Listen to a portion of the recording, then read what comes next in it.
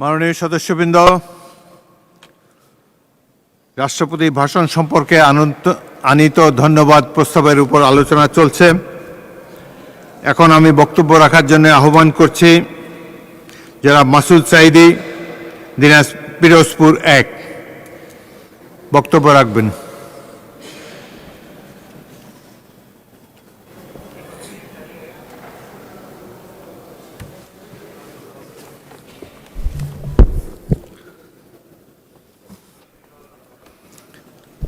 ইন্নাল হামদুলিল্লাহ ওয়াসসালাতু ওয়াসসালামু আলা নবিয়িনা মুহাম্মদ ওয়া আলা আলিহি ওয়া সাহবিহি আজমাইন। আউযু বিল্লাহি মিনাশ শাইতানির রাজিম। বিসমিল্লাহির রহমানির রহিম। মাননীয় স্পিকার, ত্রয়োদশ জাতীয় সংসদের ঐতিহাসিক এই অধিবেশনে আমাকে কথা বলার সুযোগ দেওয়ার জন্য আপনাকে ধন্যবাদ জানাচ্ছি। আজকের দিনে আমি আমার বক্তব্যের শুরুতেই শুকরিয়া আদায় করছি আমার মহান মালিক আল্লাহ তাআলার, যার অসীম দয়া ও করুণায় আমি আজকে এই জাতীয় সংসদের একজন গর্বিত সদস্য হতে পেরেছি। তিনি আমাকে সম্মানিত করেছেন, তাই সকল প্রশংসা তার। আলহামদুলিল্লাহ। মাননীয় স্পিকার, মাননীয় সদস্য, আপনার সময় 8 মিনিট। ধন্যবাদ মাননীয় স্পিকার। আজকের এই দিনে আমি গভীর শ্রদ্ধা ভরে স্মরণ করছি ভাষা আন্দোলনের শহীদ, মহান মুক্তিযুদ্ধ এবং 2024 সালের জুলাই আগস্টের সফল গণঅভ্যুত্থানের মহানায়ক শহীদ আবু সাঈদ, শহীদ মীর মাহফুজ রহমান মুগ্ধ সহ হাজারো শহীদ আহত যোদ্ধাদের। স্মরণ করছি বিএনপির সাবেক সাংগঠনিক সম্পাদক, সিলেট 2 আসনের 2 দ্বিবারে নির্বাচিত মাননীয় সংসদ সদস্য জনাব ইলিয়াস আলীকে। স্মরণ করছি বাংলাদেশ ইসলামী ছাত্র শিবিরের কেন্দ্রীয় নেতা, কুষ্টিয়া ইসলাম বিশ্ববিদ্যালয়ের দাওয়া অ্যান্ড ইসলামিক স্টাডিজ বিভাগের শিক্ষার্থী ওয়ালিউল্লাহ এবং আল ফিকহ অ্যান্ড লিগাল স্টাডিজ বিভাগের আল মুকাদ্দেস সহ ফ্যাসিস্ট খুনি হাসিনা রাজনৈতিক রোশনালে গুম হওয়া শত শত ভাই বোনদেরকে আমি আরও গভীর শ্রদ্ধার সাথে স্মরণ করছি। তথাকথিত ক্যাঙ্গারু ট্রাইব্যুনালে শতাব্দীর সব নিকৃষ্ট মিথ্যাচারের মাধ্যমে মিথ্যা মামলা, মিথ্যা সাক্ষীর ভিত্তিতে নির্মমভাবে হত্যার শিকার হওয়া ভাষা সৈনিক শহীদ অধ্যাপক গোলাম আজম, বিশ্বনন্দিত মুফাসসির, কোরআনের পাখি, আমার সম্মানিত শহীদ পিতা আল্লামা দেলাওয়ার হোসেন সাঈদী, শহীদ মৌলানা মতিউর রহমান নিজামী, শহীদ মৌলানা আব্দুল সুবহান, শহীদ আলী হাসান মোহাম্মদ মুজাহিদ, শহীদ কামারুজ্জামান, শহীদ আব্দুল কাদের মোল্লা, শহীদ মীর কাসেম আলী সহ ইসলামী আন্দোলনের অসংখ্য নেতাকর্মীকে যাদেরকে অন্যায়ভাবে কারাগারে রেখে অথবা ফাঁসি দিয়ে হত্যা করা হয়েছিল, যাদের রক্তাক্ত আত্মত্যাগের বিনিময়ে আজ আমরা এক স্বাধীন ও ফ্যাসিবাদ মুক্ত পরিবেশে এই মহান সংসদে দাঁড়িয়ে কথা বলার সুযোগ পেয়েছি। মাননীয় স্পিকার, আজ আমি এই মহান সংসদে দাঁড়িয়ে আমি আমার নির্বাচনী এলাকা পিরোজপুর 1 আসনের সর্বস্তরের মানুষের প্রতি গভীর শ্রদ্ধা ও কৃতজ্ঞতা প্রকাশ করছি। পিরোজপুর সদর, নাজিরপুর ও জিয়ানগর উপজেলার মানুষ যেভাবে শত প্রতিরতা ডিঙে আমাকে নির্বাচিত করেছেন, সেজন্য আমি প্রত্যেককে আমার অন্তঃস্থল থেকে ধন্যবাদ ও মোবারকবাদ জানাচ্ছি এবং আমি আমৃত্যু তাদের সেবায় নিজেকে নিয়োজিত রাখার অঙ্গীকার ব্যক্ত করছি। বিশেষ করে পিরোজপুরের মাটি ও মানুষের প্রিয় নেতা শহীদ আল্লামা সাঈদীকে খুনি হাসিনা অন্যায়ভাবে হত্যা করার প্রতিবাদে এবং তার আদর্শকে সমুন্নত রাখতে পিরোজপুরবাসী আমাকে যে রায় দিয়েছেন তা আমার জন্য বড় আমানত। এই আমানতের সর্বোচ্চ মর্যাদা আমি আজীবন দিয়ে যাব এবং পিরোজপুর উন্নয়নে আমি আমার সর্বোচ্চ মেধা ও যোগ্যতা দিয়ে কাজ করবো ইনশাআল্লাহ। মাননীয় স্পিকার, ত্রয়োদশ জাতীয় সংসদ আজকের এই প্রথম অধিবেশনের এই মহান সংসদে দাঁড়িয়ে এই প্রজন্মের একজন অংশীদার হয়ে প্রিয় মাতৃভূমি বাংলাদেশকে একটি স্বপ্নের সোনার বাংলা গড়ার লক্ষ্যে আমি আমাদের সমাজের প্রত্যেকটি স্তরে ইনসাফ কায়েমের আহ্বান জানাচ্ছি।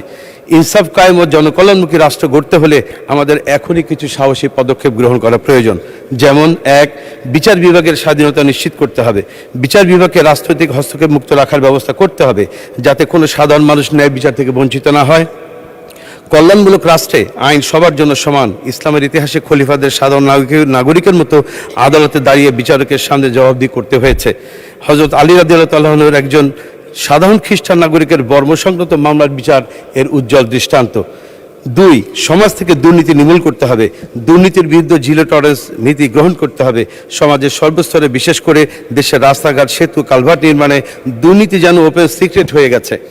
প্রকল্প মানেই টাকা আর টাকা, যত বড় প্রকল্প তত বেশি টাকা। দুর্নীতি বিরোধী সংস্থা ট্রান্সপারেন্সি ইন্টারন্যাশনাল 2024 সালের অক্টোবর মাসে তাদের এক গবেষণা প্রতিবেদনে বলেছে, পতিত আওয়ামী লীগ সরকারের 15 বছরে সড়ক ও জনপদ অধিদপ্তরের উন্নয়ন প্রকল্পের বরাদ্দ 23 থেকে 40% অর্থ লোপাট হয়েছে। টাকার অঙ্কে যার পরিমাণ দাঁড়ায় 29,000 কোটি টাকা থেকে 51,000 কোটি টাকা।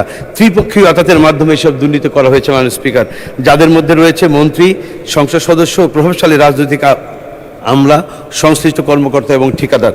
একটি অধিদপ্তরকে কেন্দ্র করেই যদি এত টাকা দুর্নীতি হয়, তাহলে সব মন্ত্রণালয় মিলে কত লাখ কোটি টাকার দুর্নীতি হয়েছে তা আমাদের কল্পনারও বাইরে। দেশ পরিচালনার দায়িত্ব থাকা রাজনীতিকদের সায় ছাড়া অন্যরা দুর্নীতি করার সাহস পেত না। মাননীয় স্পিকার, দুর্নীতি পুরোপুরি বন্ধ করা না গেলেও দুর্নীতি নির্মূলের জন্য এর শিকড়ে হাত দিতে হবে। মন্ত্রী, এমপি, আমলা কিংবা সমাজের প্রভাবশালী যে কেউ হোক না কেন, দুর্নীতি করলে তাকে অবশ্যই আইনের আওতায় নিয়ে আসতে হবে। দৃষ্টান্তমূলক শাস্তির ব্যবস্থা করতে হবে। জনমনে নীতি ও নৈতিকতার বোধ তৈরি করতে হবে। এজন্য শিক্ষা ব্যবস্থার প্রয়োজনীয় ও উপযোগী কারিকুলাম অন্তর্ভুক্ত করতে হবে। নীতিবোধ শূন্য আদর্শহীন মানুষ তৈরির অনুকূল শিক্ষা কারিকুলাম বর্জন করতে হবে। তাহলেই কেবল সমাজ ও রাষ্ট্রকে দুর্নীতিমুক্ত করা সম্ভব। একই সাথে শাসন ব্যবস্থার পরিবর্তন প্রয়োজন রাজনৈতিক একটি নতুন বন্দোবস্তের। মাননীয় স্পিকার, দেশের জনগণের কষ্টার্জিত টাকা অপচয় রোধে জামাতের মাননীয় সংসদ সদস্যগণের ঘোষণার পর বিএনপি দলীয় অন্যান্য মাননীয় সংসদ সদস্যগণের শুল্কমুক্ত গাড়ির সহ সকল বিশেষ সুবিধা বর্জনে যে সংস্কৃতি শুরু হয়েছে তা প্রাতিষ্ঠানিক রূপ দিতে হবে। মাননীয় স্পিকার, জনকল্যাণমূলক রাষ্ট্র গঠন ইসলামের ঐতিহাসিক নিদর্শন অত্যন্ত সুদূর প্রসারী এবং মানবিক। ইসলামের দৃষ্টিতে রাষ্ট্র কেবল শাসন করার যন্ত্র নয়, বরং নাগরিকদের মৌলিক অধিকার ও ইনসাফ অর্থাৎ ন্যায় বিচার নিশ্চিত করার একটি মাধ্যম। ইসলামে ক্ষমতাকে একটি আমানত হিসাবে দেখা হয়েছে। পবিত্র কোরআনে সূরা নিসার 58 আয়াতে আল্লাহ তাআলা নির্দেশ দিয়েছেন, নিশ্চয়ই আল্লাহ তোমাদের নির্দেশ দিচ্ছেন যে তোমরা যেন আমানতসমূহ তার হকদারদের কাছে পৌঁছে দাও, আর যখন মানুষের মধ্যে বিচার ফয়সালা করবে তখন ন্যায়ের সাথে বিচার ফয়সালা করবে। মাননীয় স্পিকার, আল্লাহ রসুল সাল্লাল্লাহু আলাইহি ওয়াসাল্লাম যে সরকার ব্যবস্থা প্রতিষ্ঠা করেছিলেন তা সত্যিকার অর্থেই ছিল একটি জনকল্যাণমূলক সরকার। তার সরকারের দায়িত্ব পালনকারী ব্যক্তিবর্গের মধ্যে চরম দায়িত্বের প্রতি জাগ্রত করে দেওয়া হয়েছিল। আর এটি সম্ভব হয়েছিল কেবলমাত্র আখিরাতের তীব্র বিশ্বাস ও মহান আল্লাহর দরবারে জবাবদিহিতার অনুভূতির মাধ্যমে। মানুষের নিকট জবাবদিহিতার পাশ কাটিয়ে যাওয়া যায়, কিন্তু আল্লাহর নিকট জবাবদিহিতার পাশ কাটানোর কোনো সুযোগ নেই। সূরা জিলজালের 7 ও 8 নম্বর আয়াতে আল্লাহ তাআলা বলেছেন, ফামান ইয়ামাল মিসকালা যাররাতিন খায়রান ইয়ারা ওয়া মান ইয়ামাল মিসকালা যাররাতিন শাররান ইয়ারা। অর্থ, কেউ অনুপরিমাণ সৎকর্ম করলে তা সে দেখতে পাবে, আর কেউ অনুপরিমাণ অসৎকর্ম করলেও তা সে দেখতে পারবে। মাননীয় স্পিকার, 2025 সালের 17 অক্টোবর স্বাক্ষরিত জুলাই জাতীয় সনদ বাংলাদেশের ইতিহাসের একটি মাইল ফলক। এই সনদটি মূলত দেশবাসী ও বিপ্লবী ছাত্র জনতার আকাঙ্ক্ষারই প্রতিফলন। আমরা দেখেছি বাংলাদেশ জাতীয়তাবাদী দল বিএনপি, বাংলাদেশ জামায়াত ইসলামী, এনসিপি সহ অন্যান্য গণতান্ত্রিক রাজনৈতিক দলগুলো শুরু থেকেই জুলাই সনদের প্রতি সমর্থন ব্যক্ত করেছে এবং এতে স্বাক্ষর করে রাজনৈতিক ঐক্যমত্য তৈরিতে বড় ভূমিকা রেখেছে। কিন্তু সরকার গঠনের পর সেই বিএনপি জুলাই সনদ বাস্তবায়নের জন্য যে ঐতিহাসিক গণভোট হয়েছে, দেশের মানুষ সেই গণভোট যে রায় দিয়েছে, বিএনপি সেই রায় অনুযায়ী সংবিধান সংস্কার পরিষদের সদস্য হিসেবে শপথ না নিয়ে দেশের মানুষকে চরমভাবে হতাশ করেছে। মাননীয় স্পিকার, জুলাই সনদ 2025-এর আদেশের 11-তে বলা হয়েছে, পরিষদের অধিবেশন আহ্বান, কোরাম, ভোটদান ইত্যাদি শিরোনামের বলা হয়েছে সংসদ নির্বাচনের ফল ঘোষিত হইবার 30 পঞ্জিকা দিবসের মধ্যে যে পদ্ধতিতে জাতীয় সংসদের প্রথম অধিবেশন আহ্বান করা হইবে, অনুরূপ পদ্ধতিতে সংবিধান সংস্কার পরিষদের প্রথম অধিবেশন আহ্বান করা হইবে। কিন্তু অত্যন্ত পরিতাপের বিষয়, মাননীয় স্পিকার, জাতীয় নির্বাচন অনুষ্ঠিত হয়ে গেছে, আজ 1 মাস গত হতে যাচ্ছে, কিন্তু এখন পর্যন্ত সংবিধান সংস্কার পরিষদের প্রথম অধিবেশন আহ্বান করা হয় নাই। শুধু তাই নয়, বিএনপি আজকের দিন পর্যন্ত সংবিধান সংস্কার পরিষদের সদস্য হিসেবেও শপথ গ্রহণ করে নাই।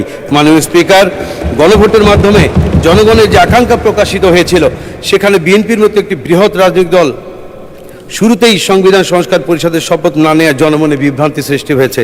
বিএনপি জুলাই সনদে বিশ্বাসী কিনা, গণ অভ্যুত্থানের গণাকাঙ্ক্ষার প্রতি শ্রদ্ধাশীল কিনা, জনগণের প্রত্যাশা অনুযায়ী সংবিধান সংস্কার করে নতুন এক বাংলাদেশ বিনির্মাণ করবে কিনা, এসব প্রশ্ন এখন জনমনে ঘুরপাক খাচ্ছে। মাননীয় স্পিকার, আমরা আশা করি সকল জল্পনা কল্পনা অবসান ঘটিয়ে বিএনপি জনগণের অভিপ্রায় অনুযায়ী জুলাই জাতীয় সনদ বাস্তবায়ন আদেশ 2025 এবং গণভোট 2026-এর গণরায় অনুযায়ী সংবিধান সংস্কার পরিষদের সদস্য হিসেবে শপথ নেবে এবং দেশের মানুষের 70% মানুষের হ্যাঁয়ের পক্ষে রায় দিয়েছে। এই দুটো ভোট একসঙ্গে হয়েছে, একই সঙ্গে ফল প্রকাশ হয়েছে।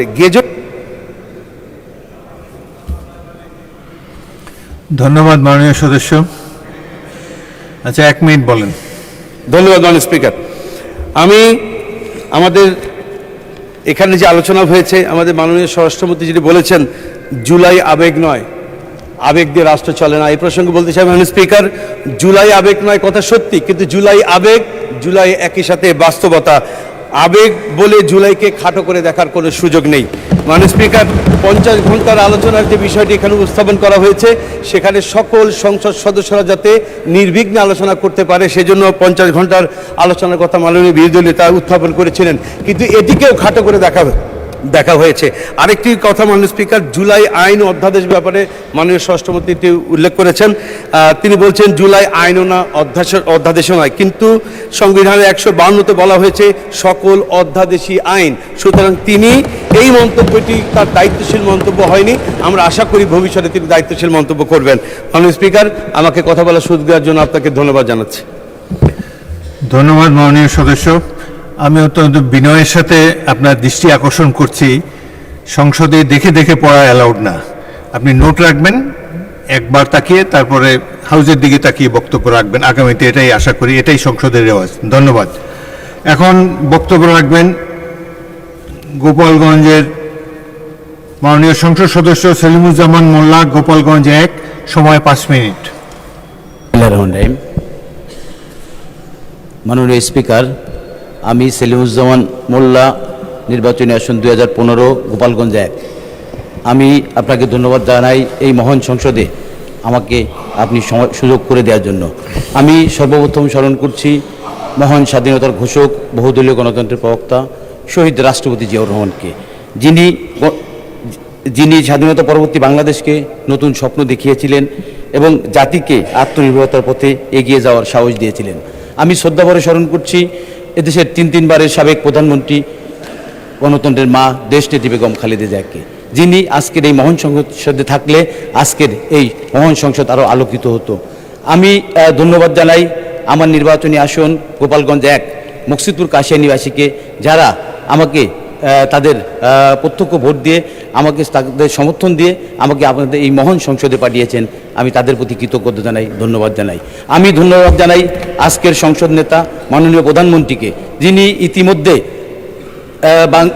ইতিমধ্যে জনগণের নেতা হিসেবে, জনগণের প্রধানমন্ত্রী হিসেবে, আমাদের পিপুলস প্রাইম মিনিস্টার হিসেবে ইতিমধ্যে বাংলাদেশের 18 কোটি মানুষের হৃদয়ে স্থান করে নিয়েছেন। আমি ধন্যবাদ জানাই উনি আমাকে এই মহান সংসদে মনোনয়ন দিয়ে আমাকে বক্তব্য দেওয়ার সুযোগ করে দেওয়ার জন্য ধন্যবাদ জানাই। মাননীয় স্পিকার, গত 1.5 দশকের বেশি সময় ধরে দেশের মানুষের গণতান্ত্রিক ও রাজনৈতিক অধিকার হরণ করা হয়েছিল।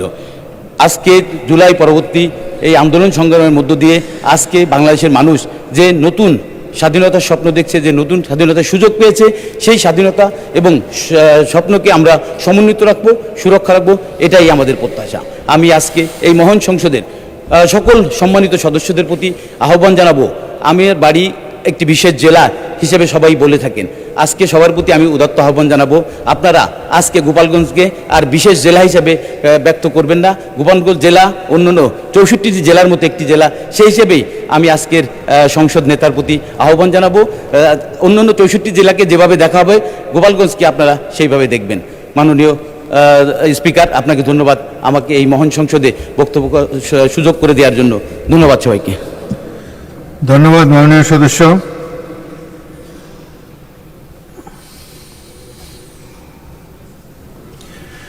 এখন আমি বক্তব্য রাখার জন্য আহ্বান জানাচ্ছি মোহাম্মদ নাজিবুর রহমান, পাবনা 1।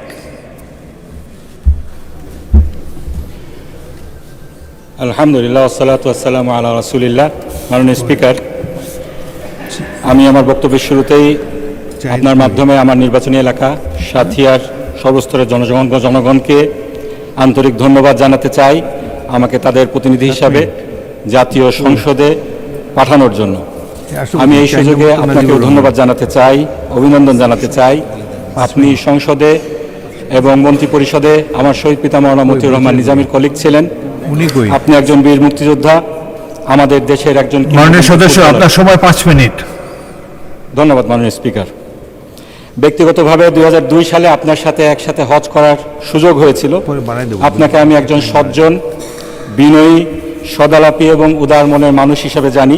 মহান রব্বুল আলামিনের দরবারে দোয়া করি আল্লাহ সুবহানাহু ওয়া তাআলা যেন আপনাকে আপনার উপর অর্পিত দায়িত্ব সততা এবং দক্ষতার সাথে পালন করার তৌফিক দান করেন।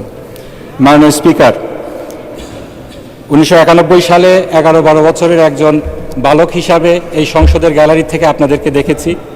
আজকে আপনার সভাপতিত্বে এখানে আমি বক্তৃতা দিচ্ছি। দ্বিতীয় প্রজন্মের সংসদ সদস্য হিসাবে স্বাভাবিকভাবেই অনেক স্মৃতি মনে পড়ছে। আজকের মাননীয় প্রধানমন্ত্রী যেখানে বসে আছেন সেখানে ওনার মা দেশনেত্রী বেগম খালেদা জিয়া বসতেন। এই সংসদে আমার শহীদ পিতা মওলানা মতিউর রহমান নিজামী, শহীদ সালাউদ্দিন কাদের চৌধুরী, আল্লামা দেলোয়ার হোসেন সাইদি, মরহুম আবদুল্লাহ আল নোমান, সাদেক হোসেন খোকা সহ অনেকেই ছিলেন। ইউটিউব বা ফেসবুক রিলে এখনও অনেক ভিডিও আসে যেখানে আমরা দেখি আমার শহীদ পিতা মওলানা মতিউর রহমান নিজামী তার স্বভাবসুলভ যুক্তিপূর্ণ বক্তৃতা রাখছেন এবং দেশনেত্রী বেগম খালেদা জিয়া সেটা টেবিল চাপটিয়ে অ্যাপ্রিসিয়েট করছেন। আজকে তারা আমাদের মাঝে নেই, কিন্তু তাদের সন্তান হিসাবে আমরা জনগণের ভোটে নির্বাচিত হয়ে এই সংসদে এসেছি।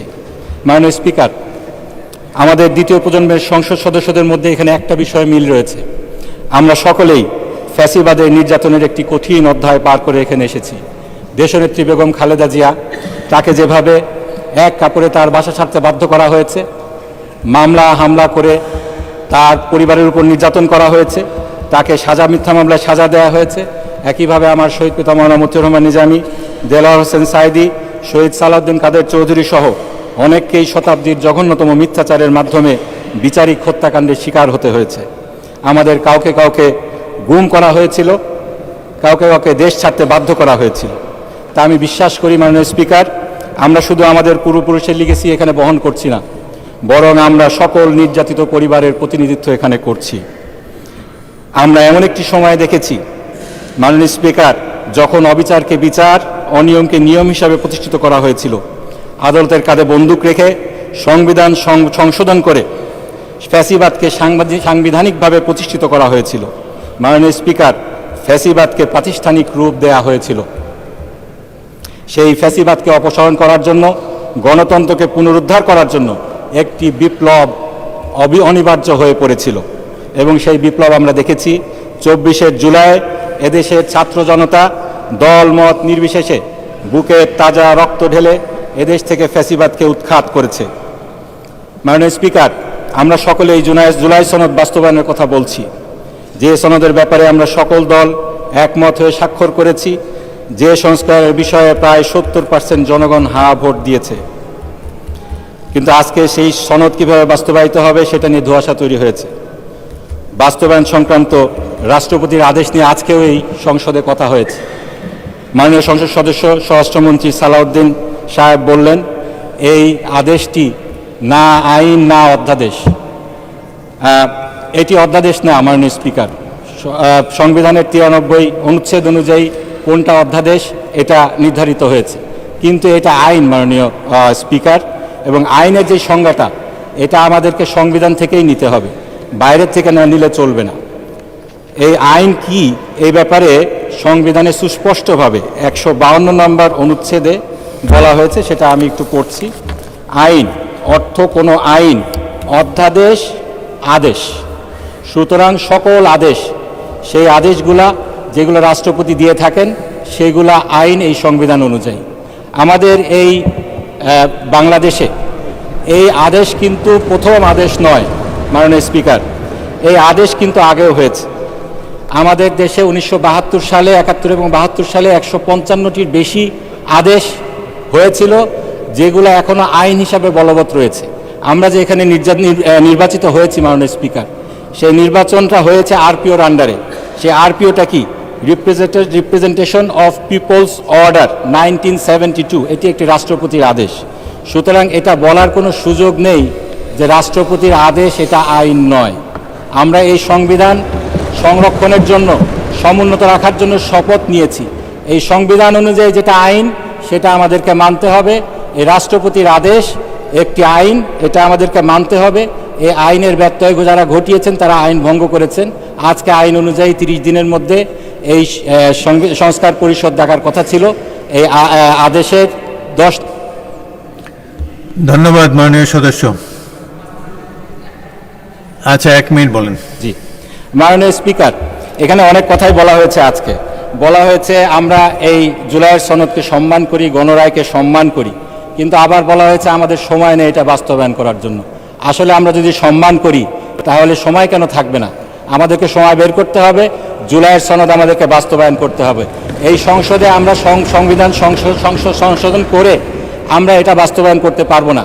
আমাদের সুপ্রতিষ্ঠিত যেই জুরিসপ্রুডেন্স রয়েছে, সেই 8ম সংশোধনীর আনোয়ার হোসেনের মামলায় যেটা বলা হয়েছে, সংসদ চাইলেই সংবিধানের মৌলিক কাঠামোকে পরিবর্তন করতে পারেন না।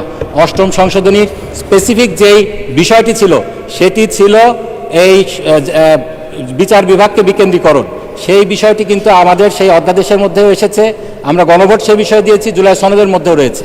সেখানে আমরা যদি আবার একই বিষয়কে সংসদে সংশোধন করি, সেই আনোয়ার চৌধুরীর 8ম সংশোধনীর মামলা রায় কোথায় যাবে? আমরা আরও বলেছিলাম যে 5ম সংশোধনীতে যেটা বলা হয়েছে রাষ্ট্রের মৌলিক নীতিমালাগুলোকে পরিবর্তন করা।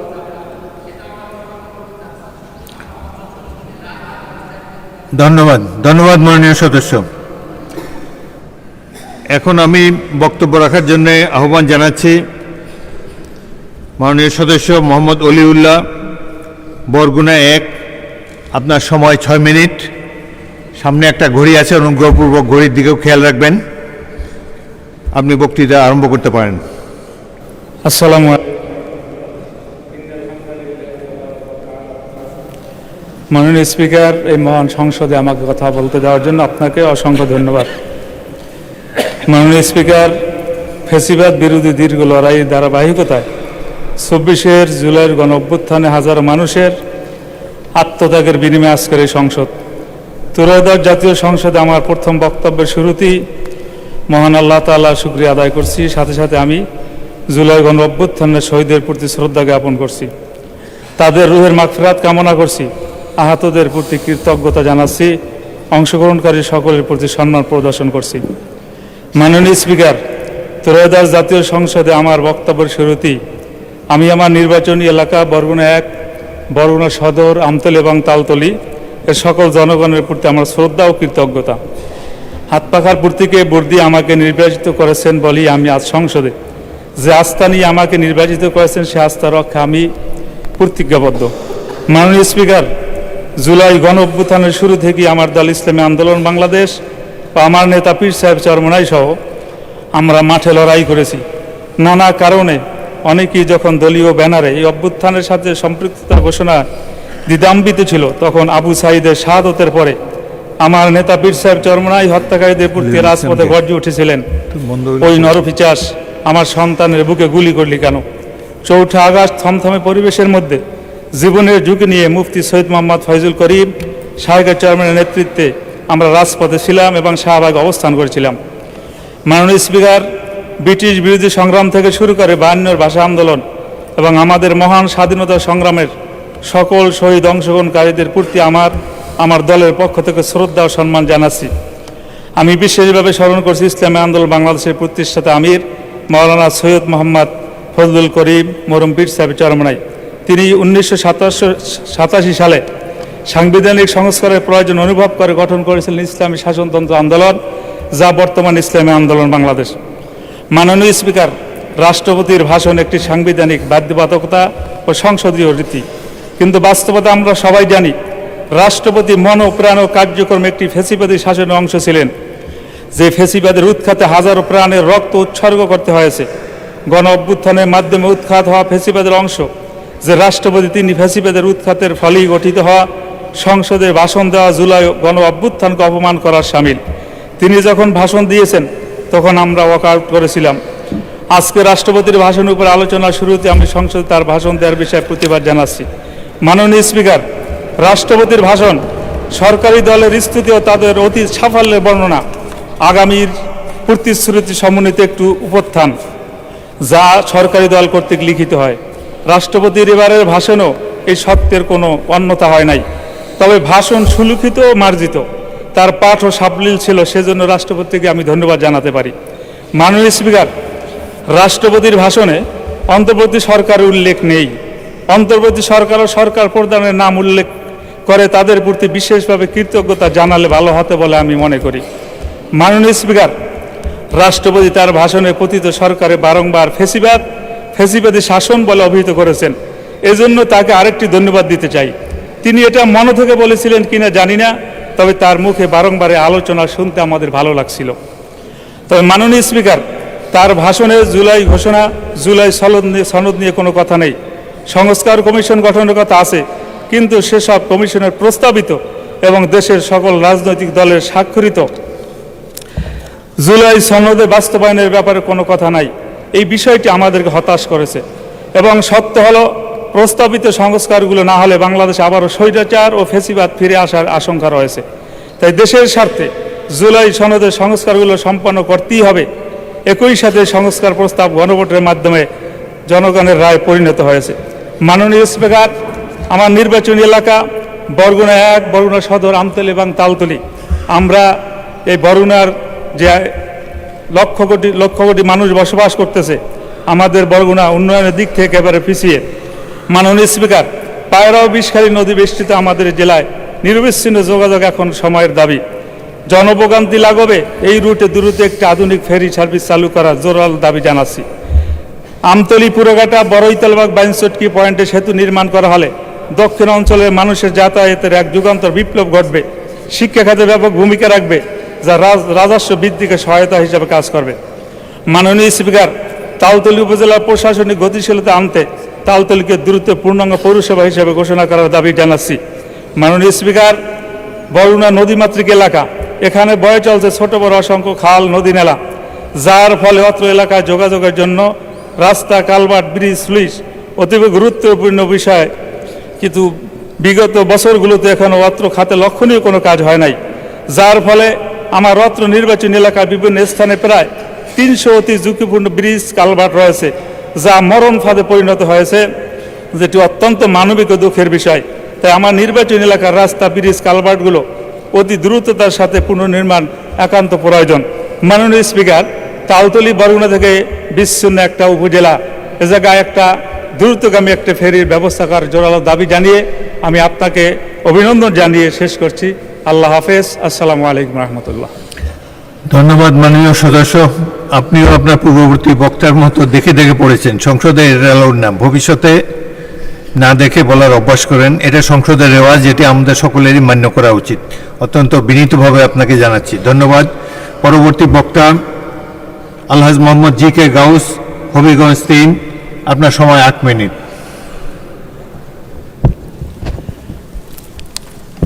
বিসমিল্লাহির রহমানির রহিম। মহান জাতীয় সংসদে আমাকে কথা বলার সুযোগ সৃষ্টি করে দেওয়ার জন্য আমি মাননীয় স্পিকার আপনার প্রতি কৃতজ্ঞতা জানাচ্ছি।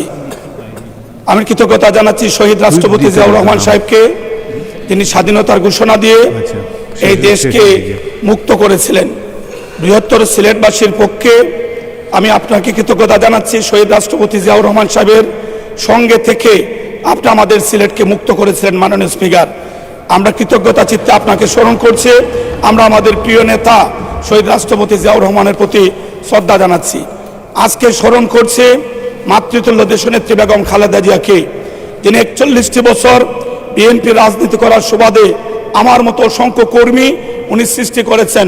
চরম বিপদে যিনি আমাদেরকে মায়ের মতো আগলিয়ে রেখেছিলেন, আজকে উনি আমাদের মধ্যে নেই। আমরা মহান আল্লাহর কাছে পবিত্র রমজান মাসে ওনার জন্য প্রার্থনা করছি, আল্লাহ যেন ওনাকে জান্নাতুল ফেরদৌসের মেহমান হিসাবে কবুল করেন।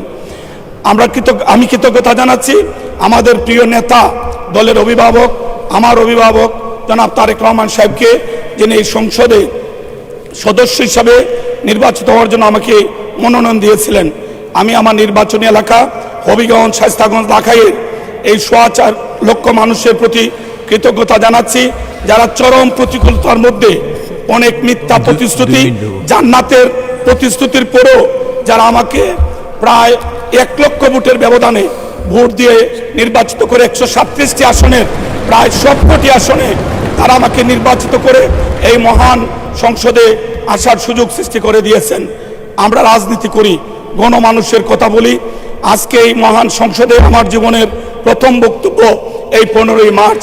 তার আগে আমি 3 বার পৌরসভার মেয়র, ভিন্ন ভিন্ন পরিস্থিতিতে আমি নির্বাচিত হয়েছিলাম।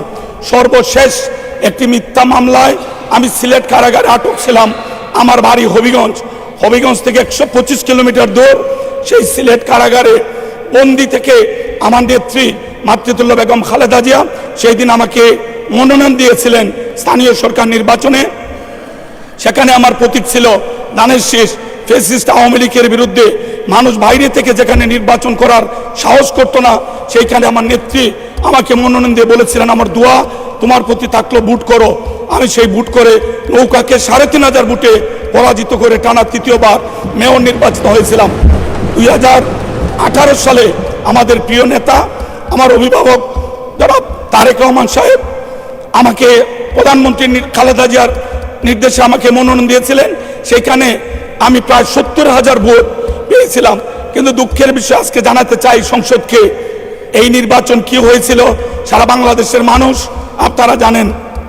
নির্বাচনের পরে এই ফ্যাসিস্ট সরকারের ইশারায় আমি নাকি ভোট কেন্দ্রে ভোট চুরি করেছি, সেই অপরাধে 4টা কেন্দ্রে ভোট চুরির অপরাধে আমাকে 16 দিন 40 জন নেতাকর্মী নিয়ে কারাগারে থাকতে হয়েছে। ভিন্ন ভিন্ন পরিস্থিতিতে বারবার কারাগারে গিয়েছি, বিভিন্ন কঠিন পরিস্থিতির মুখোমুখি হয়েছি। পবিত্র ঈদ উল ফিতরের দিন হবিগঞ্জের জেলখানায় আওয়ামী লীগ ভাড়া করে কুনিয়ে এনে আমাকে হত্যার চেষ্টার জন্য আমার পিঠে ছুরিকাঘাত করেছিল, যার ক্ষত এখনো আমি বয়ে বেড়াচ্ছি। আজকে একটি সুযোগ সৃষ্টি হয়েছে মহান জাতীয় সংসদে এসে কথা বলার জন্য।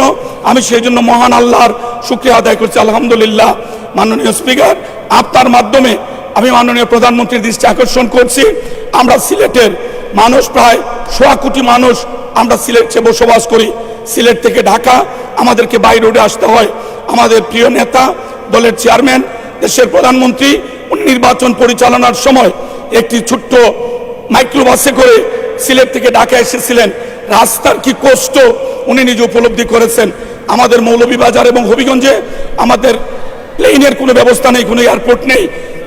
সুনামগঞ্জে কি অবস্থা, আমরা বাই রোডে আসতে হয়, আমাদের আসতে 6 ঘন্টা 7 ঘন্টা রাস্তার মধ্যে থাকতে হয়। আমরা অনুরোধ করব এই 6 লেন রাস্তাটি যত দ্রুত সম্ভব যদি সমাপ্ত হয় তাহলে আমরা সিলেটবাসী কৃতজ্ঞ হব। আমরা প্রত্যাশা করি, আমরা আশা করি এই প্রথম সিলেট ডিভিশনের 19টি আসনের মধ্যে 18টি আসন ধানের শীষে আমরা নির্বাচন করেছি এবং 100% আসনে আমরা নির্বাচিত হয়েছি। অতএব আমরা বরাবরই আমরা তো দাবি করতে পারি সিলেটের মানুষ ধানের শীষে ভোট দিয়ে আমাদের 18 জন এমপিকে নির্বাচিত করে মহান সংসদে কথা বলার সুযোগ সৃষ্টি করে দিয়েছেন। তাই আমি জনদুর্ভোগ বিবেচনায় এই ঢাকা সিলেট মহাসড়কটি দ্রুত শেষ করার জন্য উদ্যোগ নেওয়ার জন্য যথাযথ কর্তৃপক্ষকে মাননীয় প্রধানমন্ত্রী নির্দেশ দিবেন এই অনুরোধটুকু রাখছি।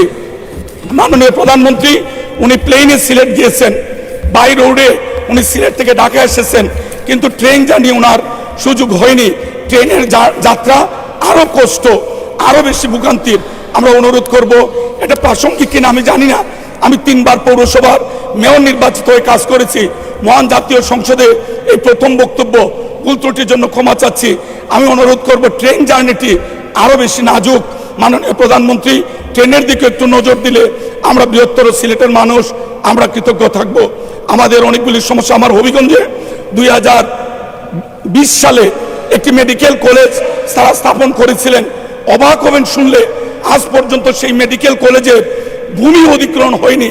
এই আমাদের যে বর্তমান মেডিকেল কলেজ, সেটার 2টা ফ্লোর জোর করে দখল করে ফ্যাসিস্ট সরকারের প্রধানের নামে, হাসিনার নামে মেডিকেল কলেজটি তারা দিয়েছিলেন। এই জুলাই আন্দোলনে সারা বাংলাদেশ স্বাধীন হয়েছে 5ই আগস্ট, আমাদের বলতে দ্বিধা নেই।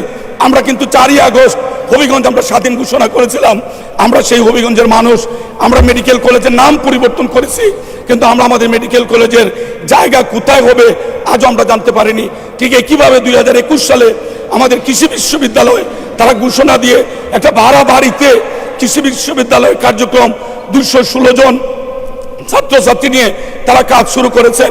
আজ পর্যন্ত আমাদের কৃষি বিশ্ববিদ্যালয় কোন জায়গায় হবে সেই জায়গা অধিগ্রহণ হয়নি। মাননীয় প্রধানমন্ত্রী, আমি এই মহান সংসদের স্পিকারের মাধ্যমে আপনার দৃষ্টি আকর্ষণ করছি, হবিগঞ্জের মানুষ চেয়ে আছে, আপনি প্রতিশ্রুতি দিয়েছেন সারা দেশে সুষম উন্নয়ন হবে, আপনি উন্নয়ন বিশ্বাস করেন। হবিগঞ্জের মানুষ আমরা 4টি আসন হবিগঞ্জে আমরা ধানের শীষকে বিপুল ভোটের ব্যবধানে আমাদেরকে নির্বাচিত করেছে। আমি সকলের পক্ষে অনুরোধ করছি, আমাদের মেডিকেল কলেজ এবং কৃষি বিশ্ববিদ্যালয় যদি হয়, এবং যে কলেজ থেকে আমি 1988 সালে বিএ পাস করেছি, সেই কলেজটি 100 বছরের পুরাতন। এখনো আমাদের কলেজ ভবনগুলি উপরে টিন শেড। আমি জানি না কি কারণে আওয়ামী লীগ তো অন্যায় করেছে, একটি ভবন নির্মাণ করতে পারেনি। সেই পুরাতন কলেজে অন্তত 2টি ভবন যদি নির্মাণ হয়, আমাদের 17 থেকে 18 হাজার ছাত্রছাত্রী, সেখানে সরকারি বৃন্দাবন কলেজের ভবন নির্মাণের ক্ষেত্রে দৃষ্টি দেওয়ার আহ্বান রেখে এই মহান সংসদে আমাকে কথা বলার সুযোগ সৃষ্টি করে দেওয়ার জন্য স্পিকার আপনাকে আবারও ধন্যবাদ জানিয়ে আমি আমার দলের প্রতি কৃতজ্ঞতা জানিয়ে আমি আমার কথা শেষ করছি। আল্লাহ হাফেজ। বাংলাদেশ জিন্দাবাদ। আসসালামু আলাইকুম রহমতুল্লাহ। ধন্যবাদ মাননীয় সদস্য। এবার বক্তব্য রাখার জন্য আহ্বান জানাচ্ছি মুন্সি রফিকুল আলম, ফেনী 1, মাননীয় সদস্য। রাষ্ট্রপতি ভাষণের মধ্যে পয়েন্ট অফ অর্ডার হবে না, পরে এটা শেষ হওয়ার পরে যদি সুযোগ পাই তাহলে দেব। আপনি কি এই বিষয়ের উপর কিছু বলতে চান ওনার বক্তব্যের উপরে? না না, নট অন। আপনি এর উপরে বলবেন কি? কিসের পয়েন্ট অফ অর্ডার এখন? ওনার বক্তব্যের উপরে? না না, সার্বিক সুযোগ নেই এখন। আমরা শেষ করি, আমাদেরকে এগোতে হবে। মাননীয় সদস্য জনাব রফিকুল আলম, ফেনী 1। মাননীয় স্পিকার, আমি সর্বপ্রথম আপনাকে ধন্যবাদ জানাচ্ছি। আপনার সময় 5 মিনিট। আমি আজকের এই সংসদের প্রথমে যে বক্তব্যের সুযোগ পেয়েছি, আমি শ্রদ্ধার সাথে স্মরণ করছি আমাদের প্রিয় নেত্রী, যিনি গণতন্ত্রের জন্য একটি সুন্দর বাংলাদেশ প্রতিষ্ঠায় যিনি সারাটি জীবন সংগ্রাম করেছেন। আমাদের সে প্রিয় নেত্রী, সাবেক সফল প্রধানমন্ত্রী দেশনেত্রী মরহুমা বেগম খালেদা জিয়াকে আমি শ্রদ্ধার সাথে স্মরণ করছি। ফেনী 1, বেগম খালেদা জিয়ার স্মৃতি বিজড়িত ফেনী। আজকে এই সংসদে দাঁড়িয়ে প্রথমে বক্তব্য দিতে যে আনন্দ লাগছে, তার চেয়ে বেশি কষ্ট লাগছে যে দেশটি বেগম খালেদা জিয়া বিহীন এই সংসদ। আমি সকলের নিকট আমাদের নেত্রীর জন্য দোয়া চাইব, যাতে আল্লাহ পাক ওনাকে ব্যস্ত নসিব করেন। ফেনী 1 বেগম খালেদা জিয়ার নির্বাচনী এলাকা। শুধু ওনার নির্বাচনী এলাকা হওয়ার কারণে বিগত যে 16 বৎসর এই অবৈধ শেখ হাসিনা সরকার, তারা এই ফেনীতে কোনো উন্নয়ন করেন নাই। ফেনীর একটি সড়ক, যে সড়কটির নাম ছিল বেগম খালেদা জিয়া সড়ক, শুধু ওনার নাম হওয়ার কারণে এই 16 বৎসর এই রাস্তায় কোনো কাজ করা হয়নি।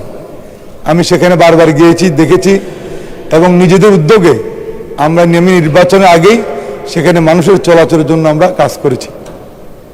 আমি আজকে এই সংসদে আমাদের প্রধানমন্ত্রীর দৃষ্টি আকর্ষণ করে বলতে চাই যে আপনি ফেনীর দিকে একটু নজর দিবেন। যেহেতু বেগম খালেদা জিয়া নির্বাচনী এলাকা ছিল বিদায়ী এই এলাকার কোনো উন্নয়ন কর্মকাণ্ড হয় নাই। আমরা চাই যে বিগত 16 বছরে যে উন্নয়ন কর্মকাণ্ড থেকে ফেনীর মানুষ বঞ্চিত ছিলেন, ইনশাল্লাহ আগামী দিনে এই উন্নয়ন কাজগুলো করে আমরা ফেনীর মানুষকে যাতে চলাচলের যাতায়াতের সুব্যবস্থা করতে পারি, সেটা আমি আজকের এই সংসদের স্পিকারের মাধ্যমে আমি প্রধানমন্ত্রীর দৃষ্টি আকর্ষণ করছি। আরেকটি কথা বলতে চাই, মাননীয় প্রধানমন্ত্রী, ফেনীর মানুষের দীর্ঘদিন একটি প্রত্যাশা ছিল ফেনীতে একটি মেডিকেল কলেজ প্রতিষ্ঠা করা। নির্বাচনের আগে মানুষ আপনার নিকট দাবি করেছিলেন, আপনি নিজেও সেদিন কথা দিয়েছিলেন যে আপনি নির্বাচিত হলে, আপনি প্রধানমন্ত্রী হলে ফেনীতে একটি মেডিকেল কলেজ আপনি প্রতিষ্ঠা করবেন। আমি আশা করছি যে আপনি অতি দ্রুত যাতে ফেনীতে একটি আমরা মেডিকেল কলেজ পাই, সেই জন্য আপনি প্রয়োজনীয় ব্যবস্থা গ্রহণ করবেন। পাশাপাশি আরেকটি কথা বলতে চাই, এখানে ভূমিমন্ত্রীর দৃষ্টি আকর্ষণ করে বলতে চাই যে আজকে সারা বাংলাদেশের মানুষ যেই জমি, ফসলি জমি, সেখান থেকে মাটি কেটে বিক্রি করে আমাদের যে ফসল যাতে না হয় সেজন্য কিন্তু এই ফসলি জমিগুলোকে নষ্ট করছে। আমরা এই বিষয়ে আপনার দৃষ্টি আকর্ষণ করছি যাতে আমাদের এই আবাদি জমিগুলো থেকে মাটি কেটে নিয়ে এই যাতে ফসল উৎপাদন না হতে পারে, যে প্রক্রিয়া চলছে, সে ওই সমস্ত কাজগুলো থেকে আপনি আমাদের এই ফসলি জমিগুলোকে রক্ষা করার জন্য ব্যবস্থা নেবেন, সেটা আপনার দাবি করছি। ইনশাল্লাহ আগামী আপনাদের সকলকে, মাননীয় স্পিকার, আপনাকে ধন্যবাদ জানাচ্ছি। আসসালামু আলাইকুম। ধন্যবাদ মাননীয় সদস্য। এখন বক্তব্য রাখার জন্য আহ্বান জানাচ্ছি নাটোর থেকে নির্বাচিত সংসদ সদস্য মোহাম্মদ আনোয়ারুল ইসলাম, নাটোর 3।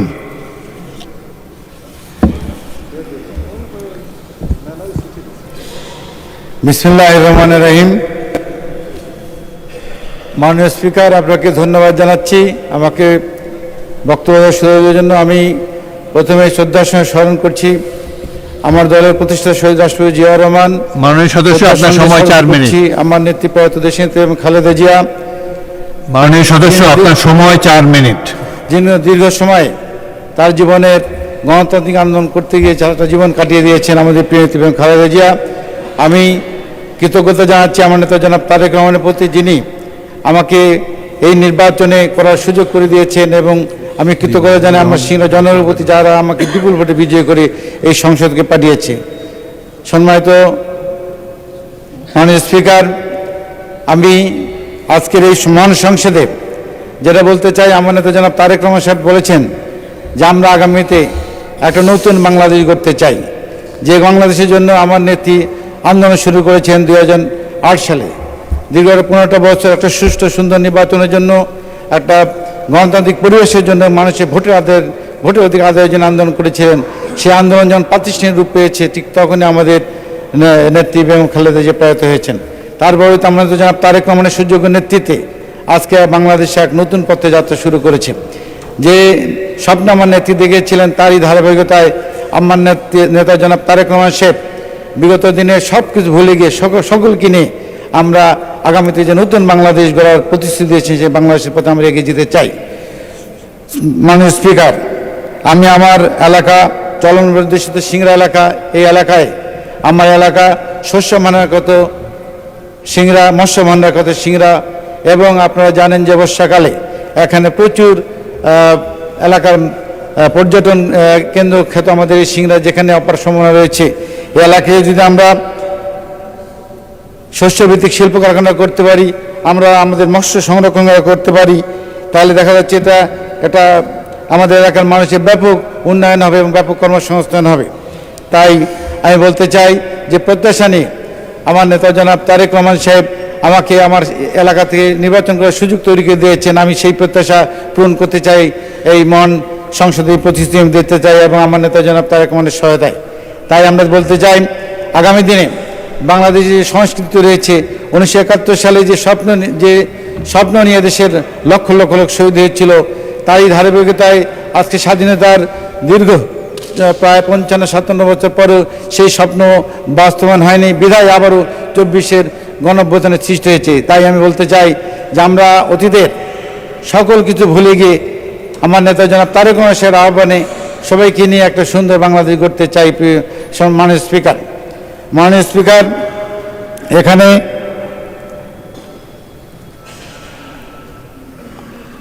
আর একটা বিষয় আমি বলতে চাই যে যেখানে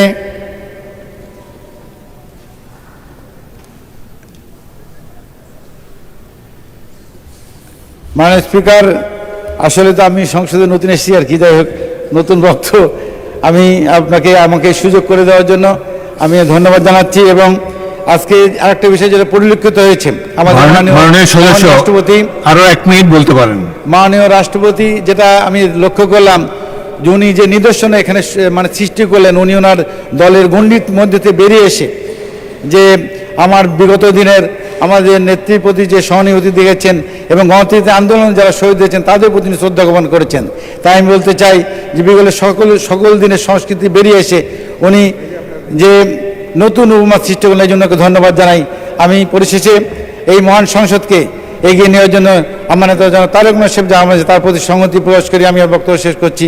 আল্লাহ হাফেজ। ধন্যবাদ মাননীয় সদস্য। এবার আমি আহ্বান জানাচ্ছি জনাব নুরুল আমিন, চট্টগ্রাম 1, মাননীয় সদস্য। সময় 5 মিনিট।